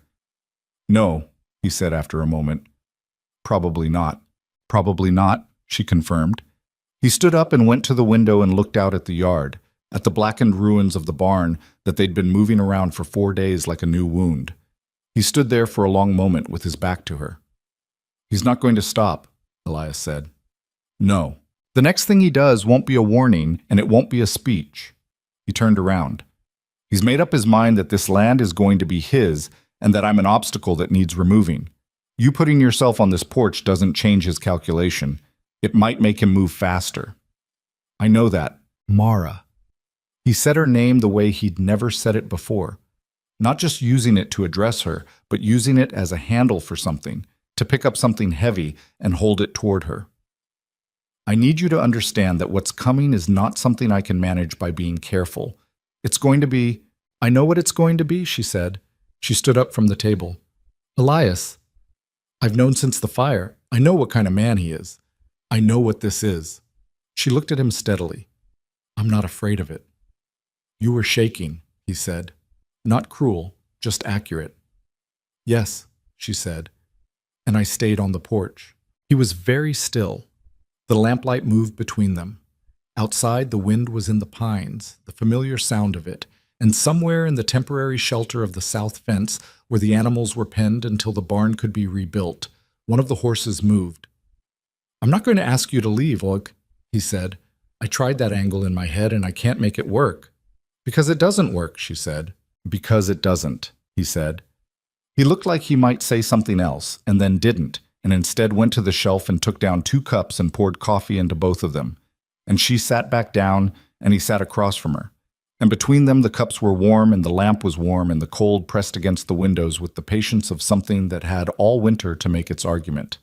The meeting with Nolan, she said. Tomorrow? Day after, he said. Walt's bringing Henderson and 2 others. Good. She picked up her cup. And the lawyer? Right again, he said.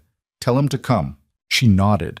There was still the question of Hale, still the question of what he would do next and how fast he would do it. Still the question of Marshal Garrett and Judge Calloway and the mechanisms of a territory that had been arranged to favor men with money and patience. None of that had been resolved. It was all still out there, in the dark beyond the lamplight, waiting. But something else was true too. She'd stood on a porch with a rifle and faced a man who had tried to take her daughter, and she'd said what needed to be said, and the ground beneath her feet had been solid. Not because Elias had built it, or because the letter from the recorder's office had built it, or because of any single thing, because of all of it together. The weeks of work, and the long silences, and the honest words between people who had decided, without formal announcement, that they were not going to face this alone. She looked at the burn on Elias's arm beneath the wrapped linen and thought about the animals coming out of the fire. She thought about him inside the burning barn while she was getting to Lily's window, and the way he'd talked Scout out of panic in a voice she could hear through the smoke and the noise of it. She thought, there are the people who run from fires, and there are the people who go in. She already knew which one she was. She was beginning to understand with something that went deeper than thought that she'd found the other kind. What that meant, what they were going to do with that, was a question the night wasn't ready to answer. The immediate questions were louder and more urgent, and they both knew it. The meeting, the lawyer, the marshal, Hale's next move. But the question was there. It had been there for a while, and the fire, in the specific way that catastrophes sometimes clarified rather than destroyed, had made it harder to pretend it wasn't. The meeting at Walt Nolan's place happened on a Thursday evening, 2 days after Hale's visit to the ranch. Mara had not been invited, which she'd half expected. These were men meeting about land and law and the particular code of the territory, and her presence would have required them to adjust something they didn't want to adjust. She understood it without approving of it, which was a distinction she'd learned to make cleanly. She stayed at the ranch with Lily, made dinner, got the girl to bed, and then sat at the kitchen table with the lamp turned low and the letter she'd been drafting to Everett Crane in Clarkson, refining the language of it until it said precisely what needed saying without a word that could be misread. Elias came back after 10 o'clock. She heard Cutter in the yard and had coffee poured by the time he came through the door. He sat down and wrapped both hands around the cup and didn't say anything immediately, which she had learned to read not as reluctance but as organization. He was putting what he'd heard into order before he spoke it. 6 men, he said, finally. Walt, Henderson, the Birch brothers. Tom brought his younger brother Reed, who has a quarter section on the east side of the valley. And 2 others I know less well, Alderman and Price, both small operations. Tom came, she said. She thought about Tom Birch's face on the street that day, the decision she'd watched him make, and the wrong direction he'd made it in. He had come, eventually. That was something. He came. Elias set the cup down. He wasn't comfortable about it, but he came. What did they say? Most of them have had something happen, not all as bad as the fire. Some fence trouble, some pressure on their hired men. 2 of them got versions of the same letter Hale sent Henderson with the low offer. Price's wife was approached by a woman from Hale's office, apparently a cleaner version of the pitch. More polite. He paused. He's been working the whole valley. We just didn't know the scope of it because none of us were talking to each other. She had suspected this. The isolation of ranch life made it easy for a man like Hale to operate piece by piece, addressing each family individually, ensuring that no single incident looked like a pattern because no one had all the pieces. Did you show them the recorder's information? Yes. He was quiet for a moment. Walt Nolan has his own irregularity. He bought his land from the territory office 22 years ago. Proper deed, properly filed.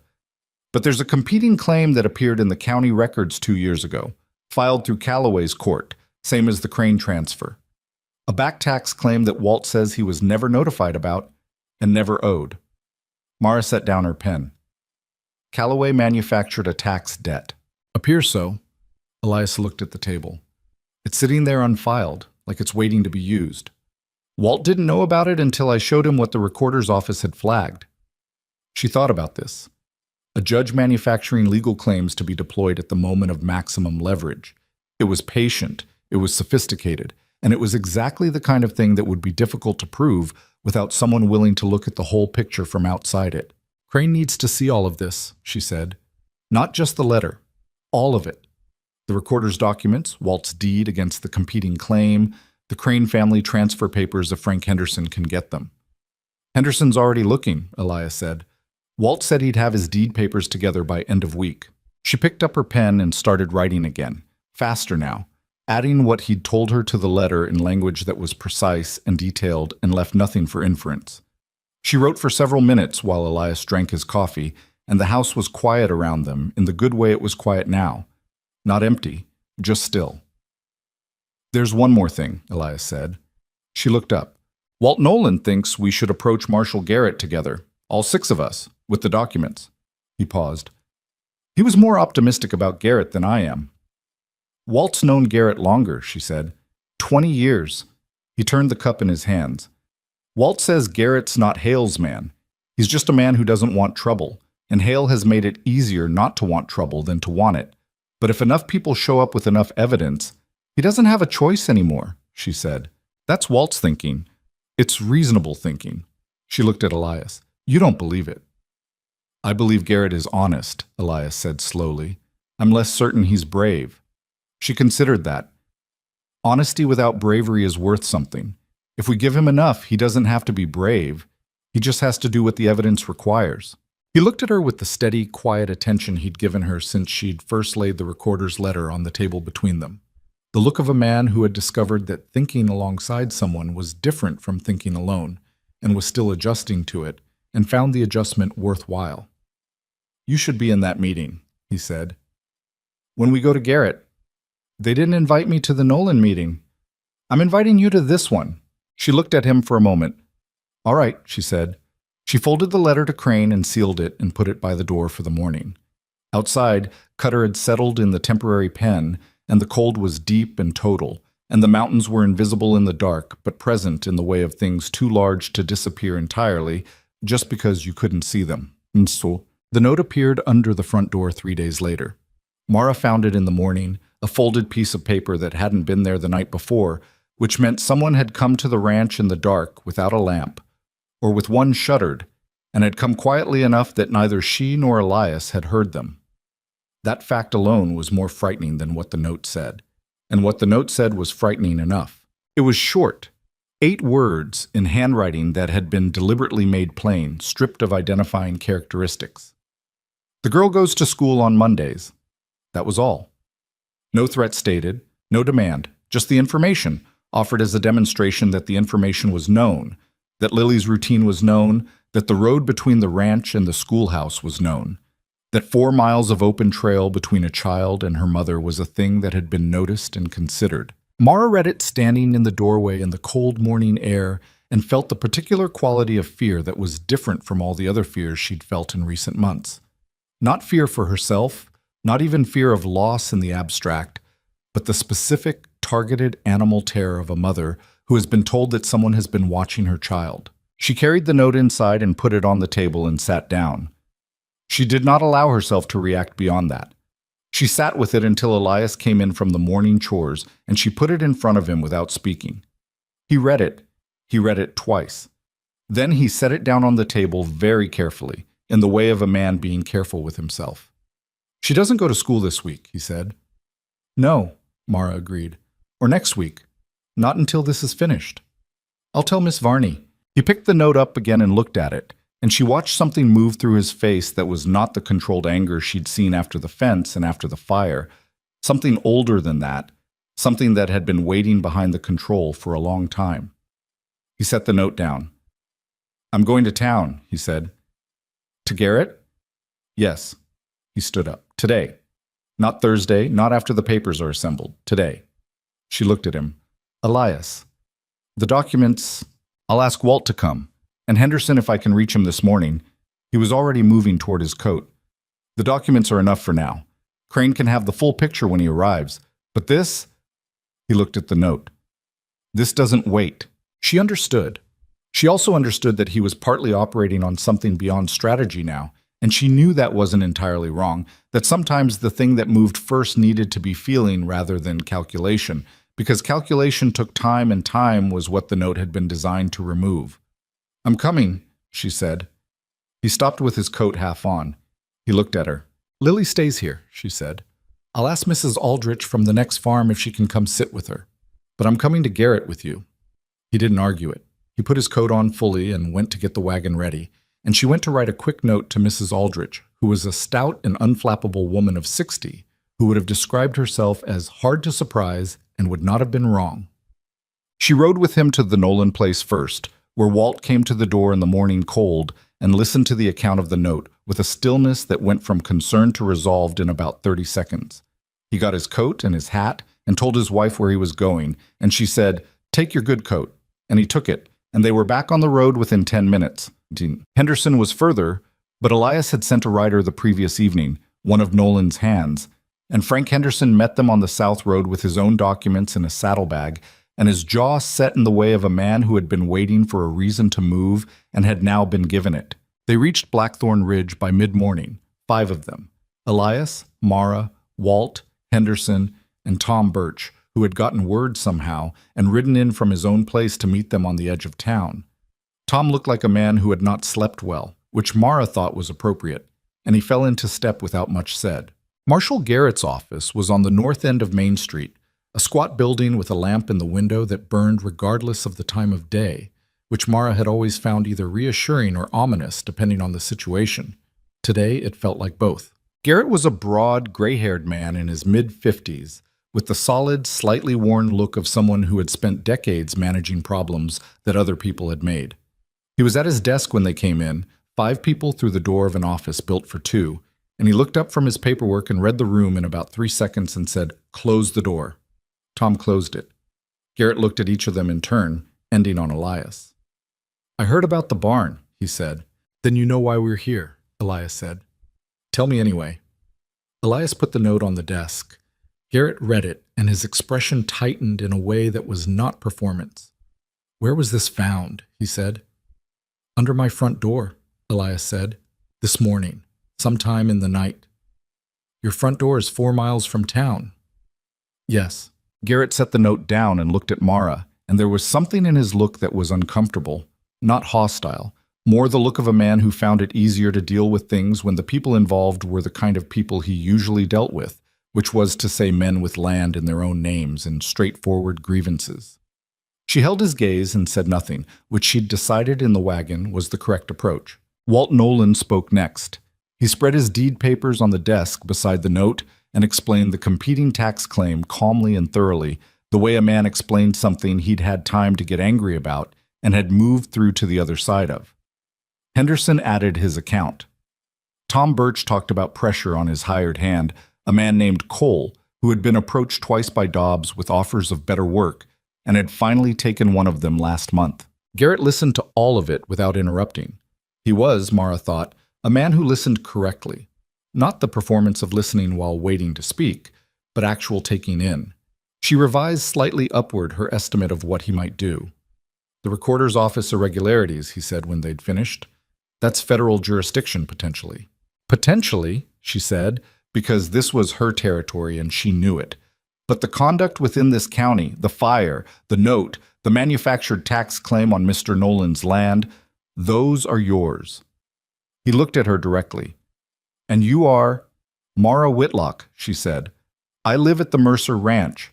I was present when Mr. Hale came to the ranch and made his offer after the fire. I can provide a written account, if you need one." He looked at her for another moment, then back at the papers. He was turning the note over in his hands. "I can't arrest Victor Hale for a piece of paper with 8 words on it," he said. "We know that," Elias said. "I can ask him about it," Garrett said. "And I can make clear that his movements in this valley are being observed by this office."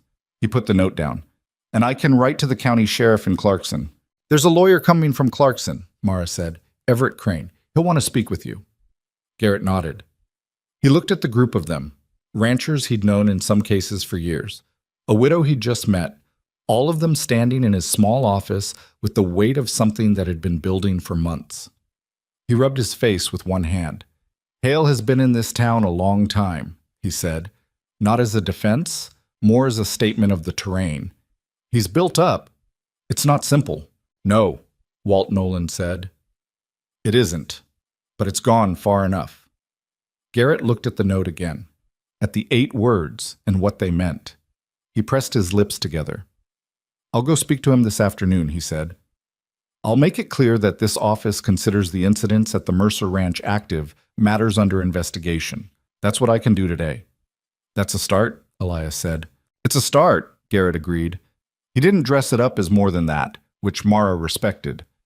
"Come back when your lawyer arrives." They came out into the cold noon air of Main Street and stood outside Garrett's office, 5 people deciding what to do next. Walt Nolan exhaled a long breath that fogged in the cold. "Better than I expected," he said. "Worse than I hoped," Henderson said. "About right," Mara said.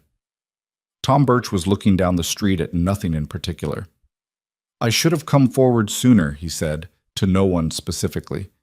"What happened on the street that day? I should have—" "Tom," Elias said. Tom looked at him. "You're here now," Elias said. It was not absolution. It was a fact, offered without warmth or its absence, and Tom received it as such and nodded and let it sit. They went to the diner on the west side of Maine for coffee and food and to talk through what came next. The diner was run by a woman named Pearl, who kept her establishment warm and her opinions on current events to herself, which made it a useful place for conversations that needed to be private. She brought coffee without being asked and went back to her counter and politely didn't listen. "The barn," Walt said, looking at Elias. "I talked to my boys about the lumber. We can bring a load over Saturday if the road's clear." "I can't ask you to be—" Elias started. "You're not asking," Walt said. "I'm telling you." He wrapped his hands around his coffee cup. "We should have been looking out for each other 6 months ago. We're doing it now." Elias was quiet for a moment. "Saturday," he said. "Thank you." Tom said his brother Reed and a cousin could come over with tools. Henderson said he had 2 hands who knew framing and would bring them. The conversation shifted from threat to logistics with the practical efficiency of people who had decided what side they were on and were now dealing with the concrete requirements of that decision. And Mara sat in the warmth of Pearl's diner and listened to it and felt something loosen in her chest that had been tight for weeks. Not relief exactly. The situation was not resolved. Garrett had promised attention, not action, and Hale was still out there with his money and his patience and his judge. But something had shifted in the structure of it, the same way a building shifted when you replaced a rotted support. The pressure redistributed. The weight spread across more points, the whole thing less likely to collapse from a single failure. Crane's letter arrived the following Tuesday. He was coming. He would be in Blackthorn Ridge by the end of the week with a colleague from his office, and he would need to meet with anyone who had documentation of irregularities in Hale's land dealings. He had, he wrote, also taken the liberty of contacting the Federal Land Office in Denver upon reviewing the recorder's information, and a representative from that office would potentially be joining him depending on the findings. Mara read the letter 3 times and then handed it to Elias without comment, because the letter was its own comment. He read it and handed it back. Federal Land Office, he said. That's bigger than Callaway, she said. Yes. That's bigger than Hale, she said. He was quiet for a moment. Not celebration. Neither of them were inclined to that, and the situation remained genuinely dangerous, and the next few days were going to be the most volatile, as Hale realized that what had been a local matter was becoming something with a longer reach. But beneath the continued tension, she could see something in his face that was close to, not relief, but the particular steadying that came from ground that held when you put weight on it. I need to warn Walt and the others that Crane is coming, she said. And Garrett. I'll ride to Nolan's this afternoon, he said. She started making a list of who needed to be told and when, because that was how she thought. In order, in priority, in the practical sequence of what followed what. Elias watched her write for a moment. You did this, he said. She looked up. We did it. The recorder's office, Crane. You moved when I was still planning to fix the fence and wait. He said it without any edge, just as in accounting. You went to Nolan, she said. You built the community of it. I had a letter. You had the relationships. He seemed to consider the division of credit and find it neither fully accurate nor worth disputing. Together, then, he said. Together, she agreed. Oh, Hale's response to Garrett's visit was swift and, in its way, clarifying. Garrett had gone to his office on Thursday afternoon and conducted what he described afterward as a professional conversation in which he had made clear that the incidents at the Mercer Ranch were under active investigation. Hale had been, Garrett reported, entirely composed and entirely unhelpful. He knew nothing of any fire, he said, nothing of any note, and he found it interesting that a dispute over a land matter was being characterized as something requiring the marshal's attention. On Friday morning, Dobbs appeared at Elias's fence line with 2 other men and began walking the south boundary. Not doing anything, just walking it, looking at it, making notes. It was a demonstration. We know where the lines are. We can see your borders from where we stand. Elias watched from the porch without going out. He's trying to provoke you, Mara said, standing beside him. I know. He wants you to confront Dobbs so he has something to report to Callaway. I know that too. They watched until Dobbs finished his survey and rode away. Saturday, the lumber came from the Nolan place on 2 wagons, and by mid-afternoon there were 9 men on the ranch working the new barn frame, the sound of hammers constant through the cold air, Lily watching from her rock with enormous satisfaction at the activity. Pearl from the diner had sent food with Walt's wife, for reasons that were not explained but were clearly understood by everyone, and by evening the frame was up, and the rafters started, and there was a fire in the yard that people stood around in the dark before going home, talking in the low, comfortable way of people who had done physical work together and were pleasantly tired. Tom Birch found a moment beside Mara near the fire. He had not said much to her directly since the day on the street. I owe you an apology, he said, looking at the fire rather than at her. You came when it mattered, she said. Not the first time. He rubbed the back of his neck. I've been thinking about it. There's not a good reason I didn't step forward that day. I had the money. I had enough to... Tom. He stopped. You're here, she said. It was the same thing Elias had said to him outside Garrett's office, and she said it the same way without warmth or coldness, because it was the true thing. That's what I have room for right now. He nodded, not absolved, not dismissed, just received. Crane arrived on Friday with a younger man from his office named Alt, who carried a satchel of papers with the careful attentiveness of someone who understood that the papers were the point. They came to the ranch first, at Mara's direction, because she had the original recorder's documents, and because she wanted to brief him before he met with Garrett or anyone else. Everett Crane was not what she'd expected, though she hadn't been sure what she'd expected. He was perhaps 40, lean and deliberate in his movements, with the particular quality of attention that good lawyers developed. The ability to listen to what was being said and simultaneously track what was not being said. He sat at the kitchen table and read everything she put in front of him without comment, asking only clarifying questions, each one precise and necessary. When he'd finished, he sat back and looked at the ceiling for a moment. "How did you know to write to the recorder's office?" he asked. "My father told me that the record itself, examined carefully, told you things people preferred to keep hidden," she said. He looked at her. "Your father was right." He tapped the papers. "The Calloway connection is the key. A county judge manufacturing competing claims and running debt proceedings outside proper venue, that's not just civil malpractice, that's potentially criminal conspiracy. With the federal land office involved, Calloway doesn't have a ceiling above him he can rely on. And Hale is careful," Crane said. "He doesn't sign things himself. He works through Dobbs and through Calloway, and proving his direct involvement is going to be harder than proving the pattern." He paused. "But the pattern is very clear, and patterns, presented to a federal investigator, tend to become conclusions." Elias had been sitting at the end of the table, quiet throughout, and now he said, "What happens to Calloway?" Crane looked at him. "That depends on how cooperative he chooses to be when federal jurisdiction asserts itself." A pause. "Men in Calloway's position often decide that protecting Victor Hale is worth less than they thought it was, once they understand what protecting him is actually going to cost them." The fire was going in the stove, and outside Lily was explaining something to Hester with great seriousness, and the new barn frame was visible through the window, its raw wood pale in the winter light, not finished, but standing. The meeting in Garrett's office 2 days later had 12 people in it, which was more than the room was designed for, and which nobody mentioned. Crane stood at the desk beside Garrett and laid out what he had, clearly and without theater, the way a man presented a case rather than an argument.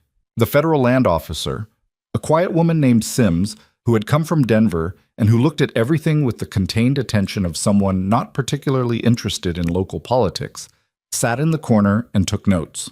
Garrett listened. When Crane finished, Garrett looked at his desk for a long moment.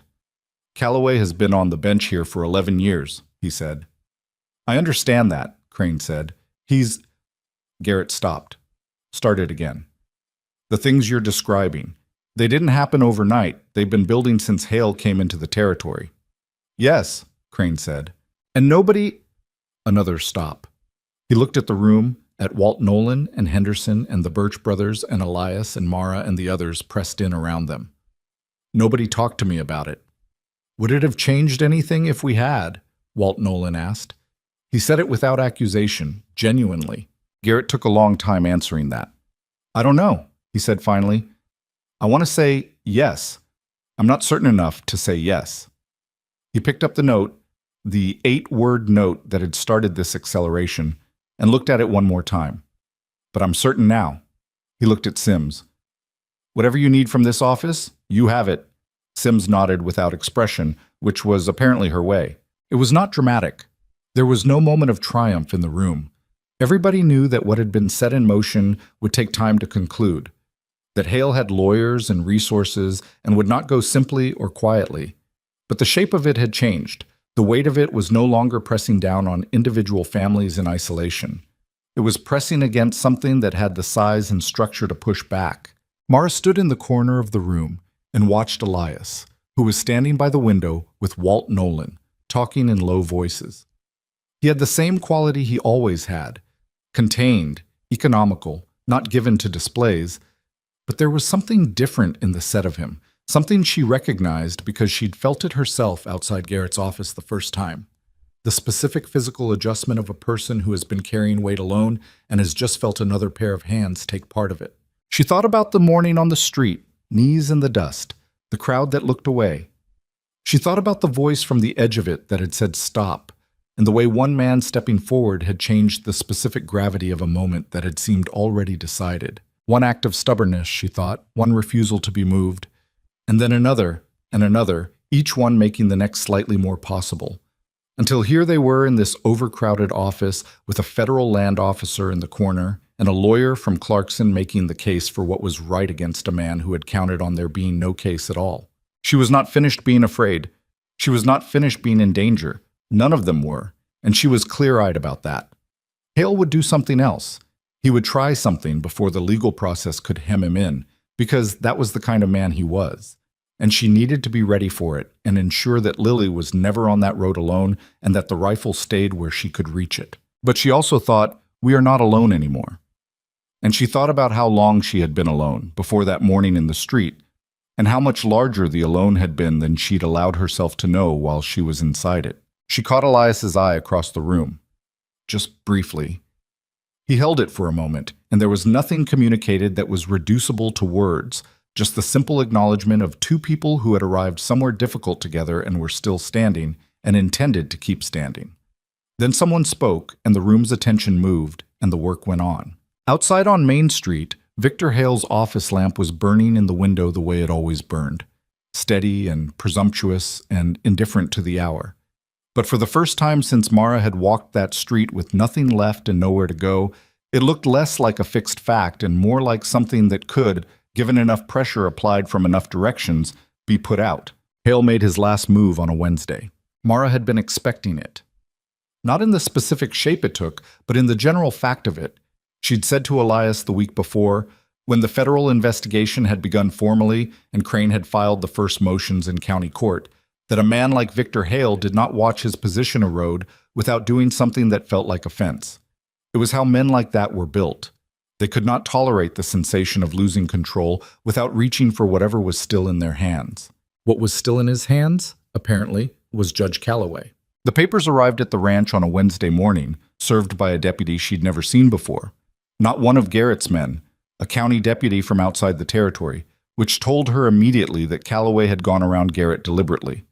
The papers were a civil injunction, filed through Calloway's court, claiming that Elias Mercer had violated the terms of a land easement that Hale's company allegedly held on the south quarter of the ranch property. The easement was dated 3 years prior. It bore Elias's signature, or something that was meant to look like it. She read the document twice on the porch, the deputy already riding back down the trail.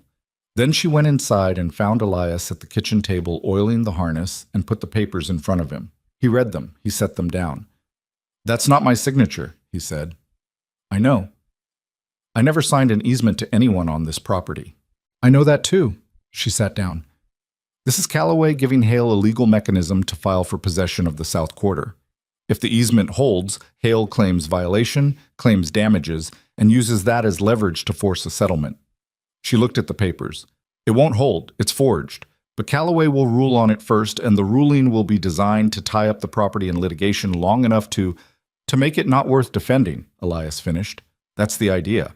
He was quiet for a moment. He looked at the false signature on the paper, his name written by another hand in a way that was close but not right.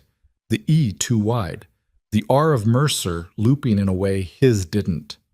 Someone had studied his signature and reproduced it badly, and that was both the evidence of fraud and the evidence of desperation, because a careful man would have done it better.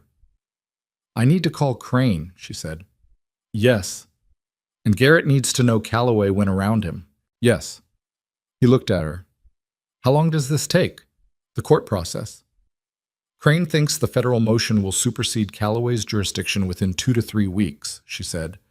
"Once federal jurisdiction is formally asserted, Calloway can't rule on anything touching the land records." 2 to 3 weeks, he said. "It might be faster. Sims has been thorough." She looked at the papers. "Hale knows this. That's why he did it now. He's trying to get a ruling on record before the federal process can override the local one." Elias pressed his hand flat on the table, then took it away. "All right," he said. "Call Crane." She sent Lily to Mrs. Aldrich's and drove to town herself, because Elias had fencing work that couldn't wait, and because she was the one who knew what needed to be said to Crane in what order. She found the lawyer at the hotel on the south end of Maine where he'd been staying, went over the injunction with him in the small sitting room off the lobby, and watched his face as he read it. "Forged," he said, without her saying it first. "Yes, badly." He turned the paper to show her a line of the signature. "Look at the baseline. A man doesn't sign his own name on a slant like that. Muscle memory keeps it consistent. Whoever did this copied from a photograph or a single sample and didn't account for the variability a real person has. Can we prove it in time? We can certainly demonstrate it to a standard that will make a federal judge question the document." He set it down. "And more importantly, this," he tapped the paper. "This is Calloway signing off on a forged document. That's not civil malpractice anymore. That's criminal." She looked at him. "Will he know that?" He may already know and be hoping he has enough time to make it someone else's problem. Crane stood up. I need to file an emergency motion today to stay Calloway's proceedings. And I need Sims to escalate the timeline on the federal side. He was already putting on his coat. This was a mistake on Hale's part. Impatience usually is. She drove back to the ranch and told Elias what Crane had said, and then they did what you did in the middle of legal proceedings that were outside your direct control. They worked. He finished the fencing. She finished a dress order for Agnes and started on another. Lily came home from the Aldriches full of news about their dog, a ridiculous animal named Biscuit, who had, according to Lily, tried to eat a boot and was not apologetic about it. The ordinary life of the ranch moved forward, as ordinary life did, indifferent to the legal documents sitting on the kitchen table. Calloway folded before the stay motion was even ruled on. Crane told them about it on a Friday morning, arriving at the ranch early with Alt in his satchel, sitting down at the kitchen table with the particular composure of a man delivering news he'd been looking forward to delivering. Sims paid a visit to Calloway's chambers yesterday, he said, with a colleague from the federal attorney's office in Denver. Not an arrest, a conversation. The kind of conversation where the person being conversed with understands clearly what the alternative to cooperation looks like.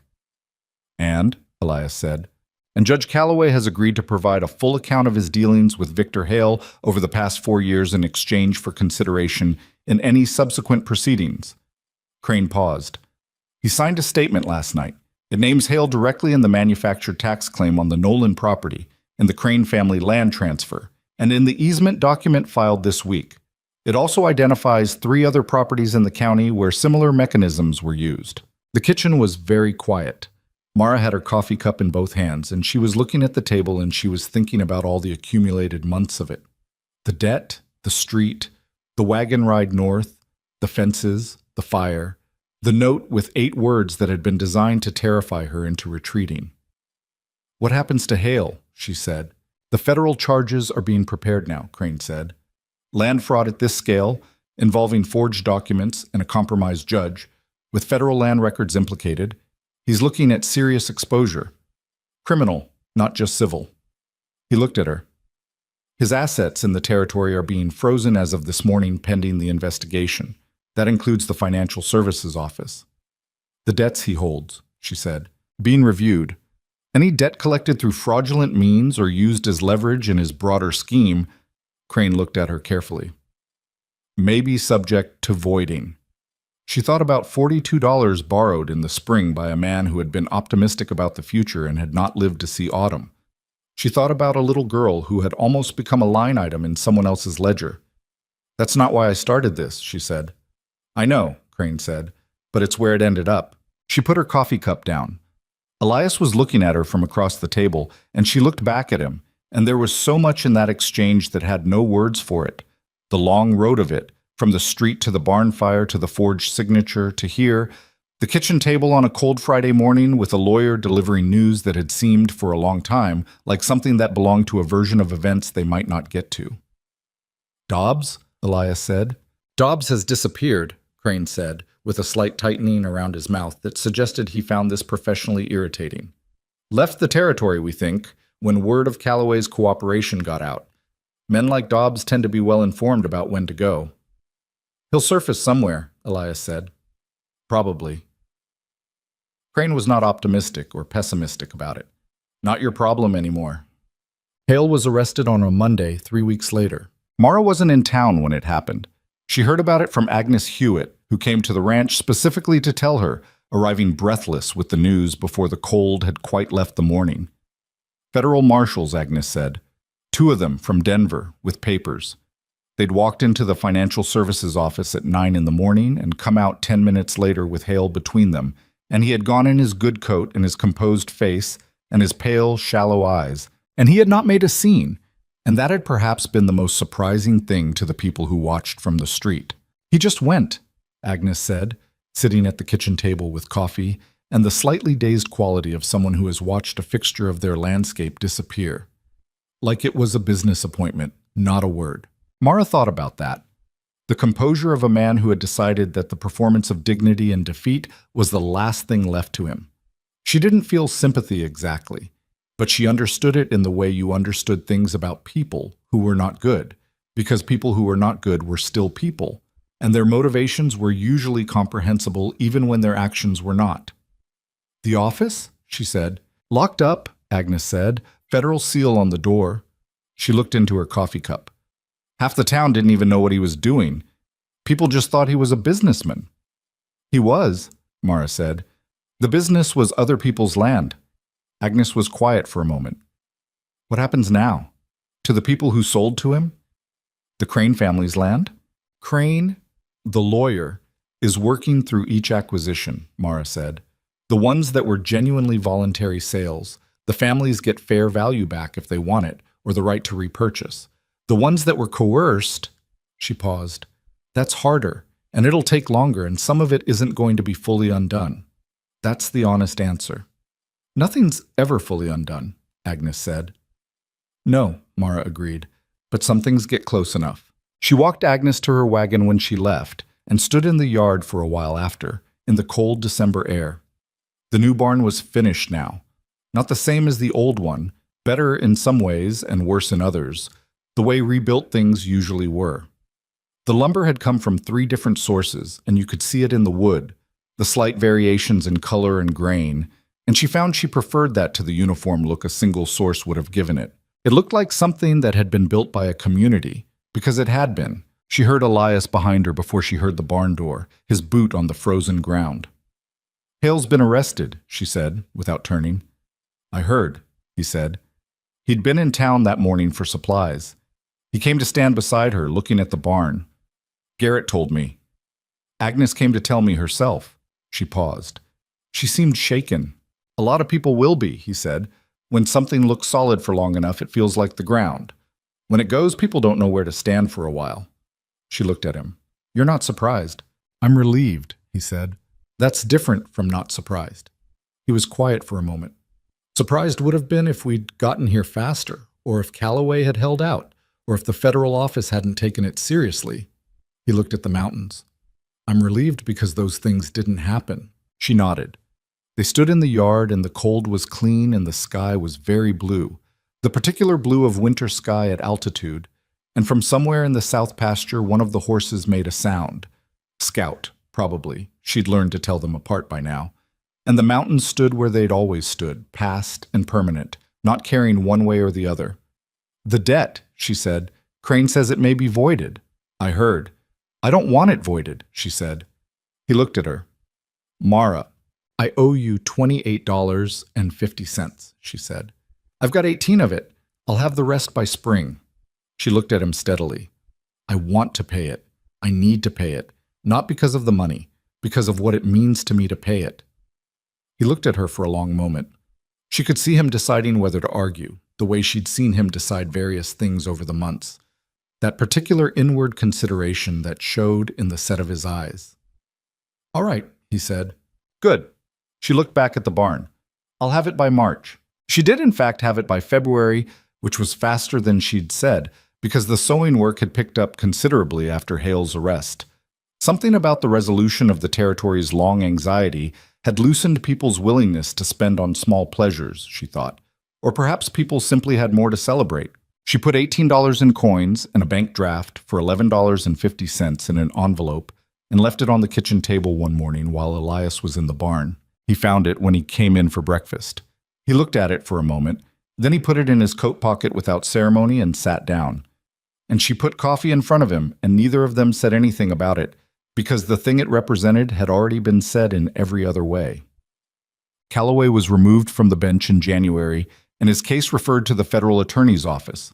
He received, in the end, a reduced sentence in exchange for his cooperation, which Crane described as the practical outcome of such arrangements, and which Mara considered imperfect justice and accepted as such, because imperfect justice was still justice, and the alternative was none. Walt Nolan's competing tax claim was formally voided. Frank Henderson received a letter from the county confirming that the Crane family's land transfer was under review and that Henderson's documentation of the original transaction would be material evidence. Tom Birch's hired man, Cole, came back to the Birch farm in February with the slightly sheepish quality of a man who had made a decision he'd come to regret, and Tom took him back, because Tom was the kind of man who believed in second chances more than he believed in the satisfaction of refusing them. Miss Varney, when Lily returned to school in January, told her class, 6 children of varying ages in one room, that the territory had recently seen an example of what happened when people with legitimate grievances worked together through proper legal channels, and that this was worth remembering. Lily reported this at dinner with the particular authority of someone relaying important information from a credible source. Miss Varney says community is how problems get solved, she said. Miss Varney is right, Mara said. Lily looked at Elias. Did you know that? Suspected it, he said. You should have done it sooner, Lily said, with the serene certainty of a 6-year-old who had no awareness that she was telling a roomful of adults that they had been slow. Elias looked at Mara. Mara looked at Elias. Neither of them argued the point. The question of what they were to each other had never been formally addressed, which was its own kind of answer, the way the absence of a storm could tell you as much about the weather as the storm itself. She had stayed through October, November, December, each month accumulating without the original arrangement being revisited, because revisiting it would have required one of them to speak first, and both of them were people who spoke after thinking rather than before. And the thinking kept finding reasons that the current arrangement was working, and reasons that changing it was complicated, and reasons that the timing was not right. And meanwhile, the months moved on, and Lily grew, and the barn was rebuilt, and the ranch acquired the settled quality of a place that was being genuinely tended. It was Lily who precipitated it, in the way that children precipitated things, without understanding what they were doing, driven entirely by the immediate logic of their observation. It was a Sunday in February, the kind of quiet Sunday that had become part of the rhythm of the ranch. Elias at the table with the account books, Mara at the other end with her sewing, Lily on the floor with a collection of small objects she was arranging into a system of unclear purpose. The fire was going. Hester was, as usual, outside conducting her affairs. Lily looked up from her objects and said, "Are you and Elias going to get married?" The account book made a slight sound as Elias's hand stopped moving. The sewing did not make any sound, but Mara's stopped too. Lily looked at them both with the patient expression of someone who had asked a reasonable question and was waiting for a reasonable answer. "Where did that come from?" Mara said. "Alice Henderson says her mother says it's what happens when people live together," Lily said. "Also, I want to know?" "Alice Henderson should tend to her own business," Mara said. "Alice Henderson is 7, Lily said, with the implication that this made tending to one's own business somewhat beyond expectation. Mara looked at her sewing. She could feel Elias not looking at anything in particular. The fire in the stove made it sound. "Lily," Elias said, "go check on Hester." Lily assessed the request and its probability of being a deflection. "It's cold," she said. "Put your coat on." She considered her position and then, apparently deciding that she had already introduced the subject and its trajectory was now beyond her management, put her coat on and went out, and the door closed behind her. The room was quiet. Mara set down her sewing. "I'm sorry," she said. "Don't apologize for it," he said. She looked at him. He had closed the account book and was looking at the table. "It's not a question that needs an apology," he said. "It's a question." He looked up. "Is it one you've thought about?" She held his gaze. She could have deflected, and she didn't. "Yes," she said. "So have I," he said. He said it simply, the way he said most things, without decoration, without calculation about how it would land. Just the fact of it, offered plainly. She thought about all the ways she could complicate this. The ways it was complicated, genuinely. The things that were still unresolved, and the grief they both carried, and the unevenness of what they'd each brought to this place, and the improbability of it. 2 broken-down people rebuilding something in the same house without planning to. She thought about all of that, and then she put it aside, because she had spent enough of her life being practical about things that deserved something else. "Ask me," she said. He looked at her for a long moment. "You know I'm not," he started, and then stopped. "I don't say things easily." "I know that," she said.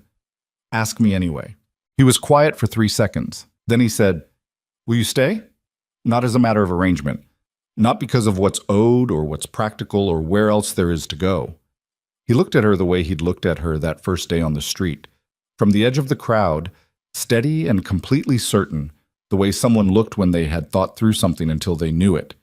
Because you want to. She looked at him, at the man who had stepped out of a crowd when no one else would, who had made broth for a sick child and fixed fences in the dark, and stood in a burning barn because the animals were his, and he didn't leave things behind if he could help it. "Yes," she said, "that's why I've been staying." He nodded once, slowly, the way he nodded when something was settled. Outside, Lily could be heard in conversation with Hester. A one-sided conversation, as all conversations with Hester tended to be, the chicken offering nothing but her presence, and Lily apparently finding this sufficient. "Lily is going to tell everyone," Mara said. "Alice Henderson will be informed promptly," he agreed. She almost laughed, the full version of it this time, and he watched her laugh with the expression she'd been learning to read over the months. Not quite a smile, but the thing that lived in the same place as one.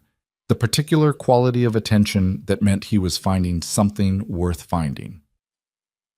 They married in April, when the ground had softened and the cottonwood at the east edge of the property had begun to show its first uncertain green. It was not elaborate. Mara had not wanted elaborate. She'd had one wedding already, and that one had had a proper church ceremony, and a cake, and 30 people, and she had loved Daniel, and she had grieved him honestly and completely. And this was something different, not lesser, but different, the way a second spring was not a lesser spring than the first. Walt Nolan and his wife came, and the Birch brothers, and Agnes Hewitt, and Miss Varney, who took the afternoon off from the schoolhouse.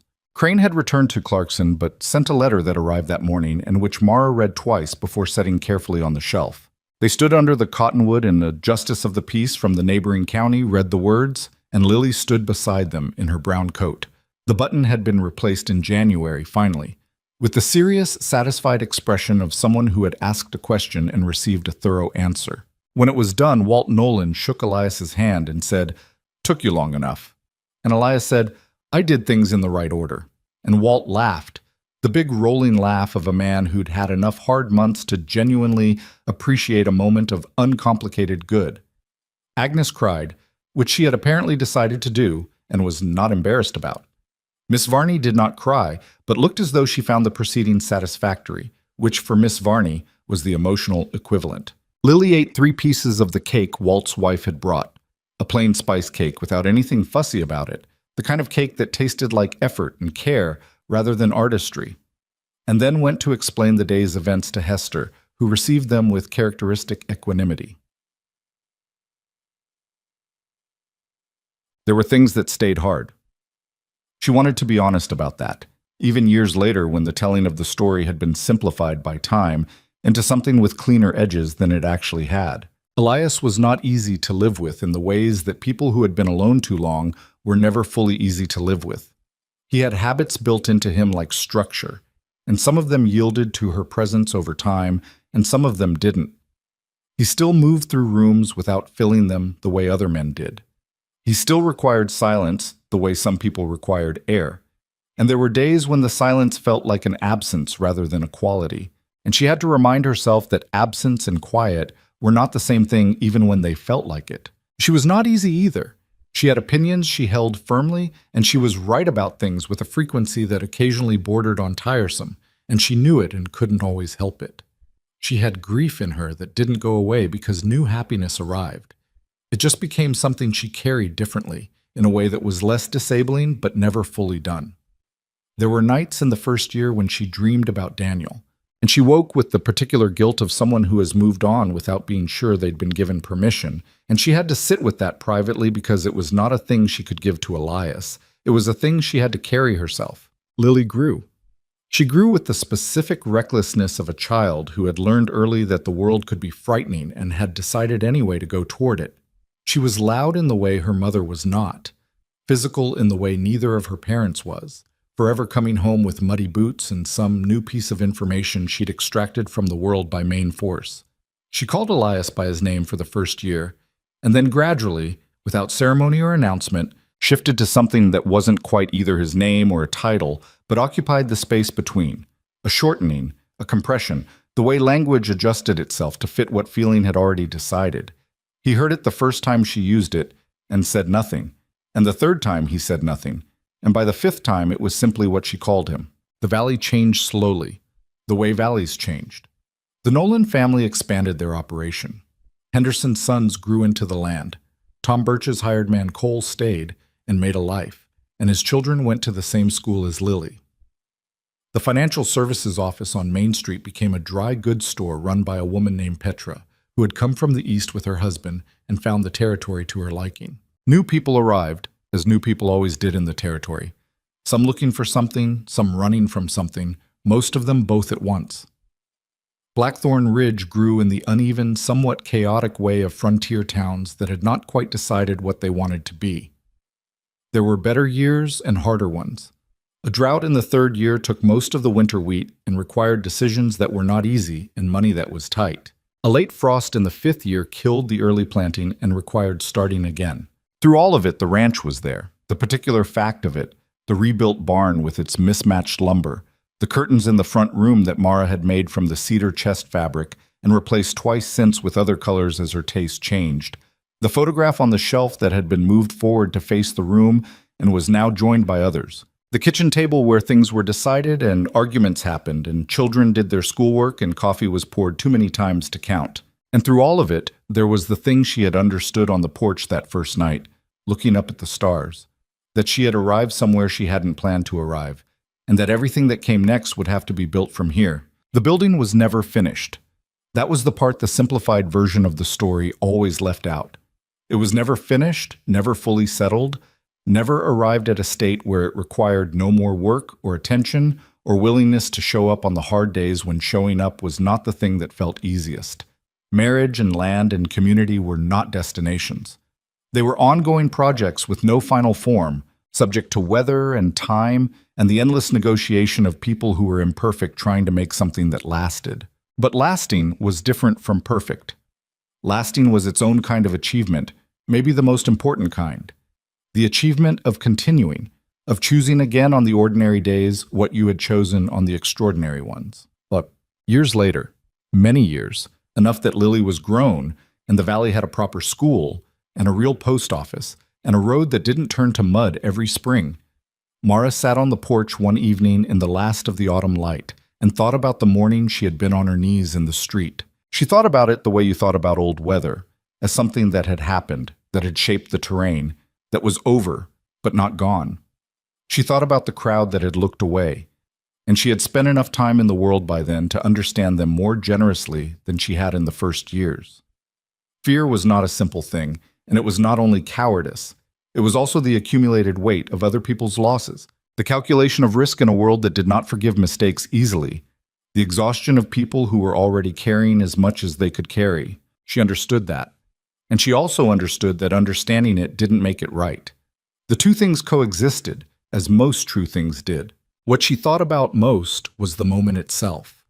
Her knees in the dust, Lily pressed against her side, the crowd that had already arranged itself into the shape of a bystander, the specific gravity of a moment that had already decided which way it was going to fall. And then the voice from the edge of it, level and certain, that said, "Stop," and changed the weight of everything. One person, one decision, made in the time it took to take a step forward. She had thought about this more than she'd thought about anything else that had happened, because it seemed to her the most important thing. Not the legal proceedings, not the arrest, not even the barn raising or the meeting in Garrett's office.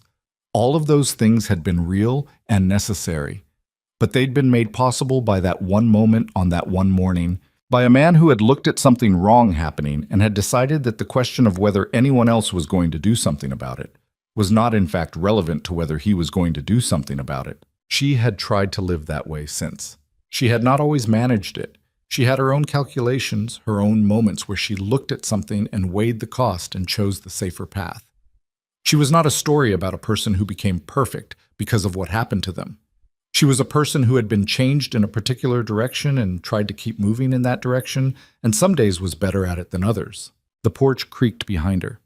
Elias sat down beside her. Not close, in the way he'd never quite lost, but closer than he'd sat on the first night, the distance measured in years of adjustment and small choosing. "Cold's coming," he said. "Few more days," she said. They sat. The mountains were doing what they always did in the last light, catching it in the snow and throwing it back warmer than it had arrived, gold and amber, the specific beauty of a thing too large to need to be beautiful, but being it anyway. Lily wrote, she said. I know. I got the letter this morning. She's happy there. Sounds like it. Lily had gone east for school, which had required a conversation that had been difficult in the way of conversations between people who loved each other and wanted different things for each other. She was studying law. Mara had not engineered this exactly, but she would not pretend she hadn't contributed to it. The years of watching her mother write careful letters to county recorders and county lawyers, of watching how paper and language and the precise presentation of facts could be the thing that changed what was possible. Lily had absorbed it the way children absorb things, without being taught, just by being present. She had written to say she was doing well, and that the city was enormous and exhausting, and that she was learning things she hadn't known she didn't know, which was the best kind of learning. She had written that she missed Hester, who had died the previous spring at an age that was, Elias had said, remarkable for a chicken, and probably the result of having lived more purposefully than most. She asked if we're all right, Mara said. We are, Elias said. I know. She looked at the mountains. I was going to write back and tell her. She knows, he said. She thought he was probably right. Lily had grown up in a house where being all right was not a performance, but a practice, something that required daily maintenance and had good days and bad ones and was real precisely because it wasn't easy. She had grown up watching two people who had arrived at each other from wreckage and had decided that what they built together was worth building carefully and worth protecting and worth starting over on the days it needed to be started over. Not a perfect life, not a smooth one, but a true one, which was the thing she had stopped believing she could have. On the morning she had been in the dust of the street with everything gone, Elias put his hand on the porch railing beside her hand, and after a moment she covered his with hers. He didn't say anything. She didn't either. The last of the light went off the mountains, and the cold arrived for real, and they stayed on the porch a while longer anyway, the way you stayed in a place you'd made your own. The valley below the ranch had lights in it now. The Nolan farm, the Henderson place, others further on, the soft glow of the town beyond. All of it there, all of it continuing. She thought about what it cost, the first step out of a crowd. The step itself was cheap.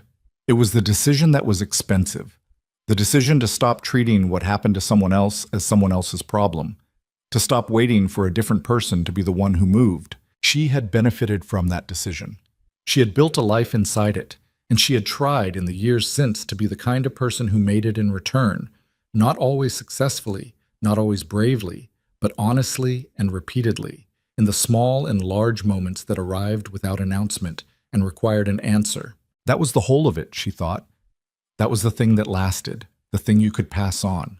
Not money, not land, not even the stories, though the stories helped.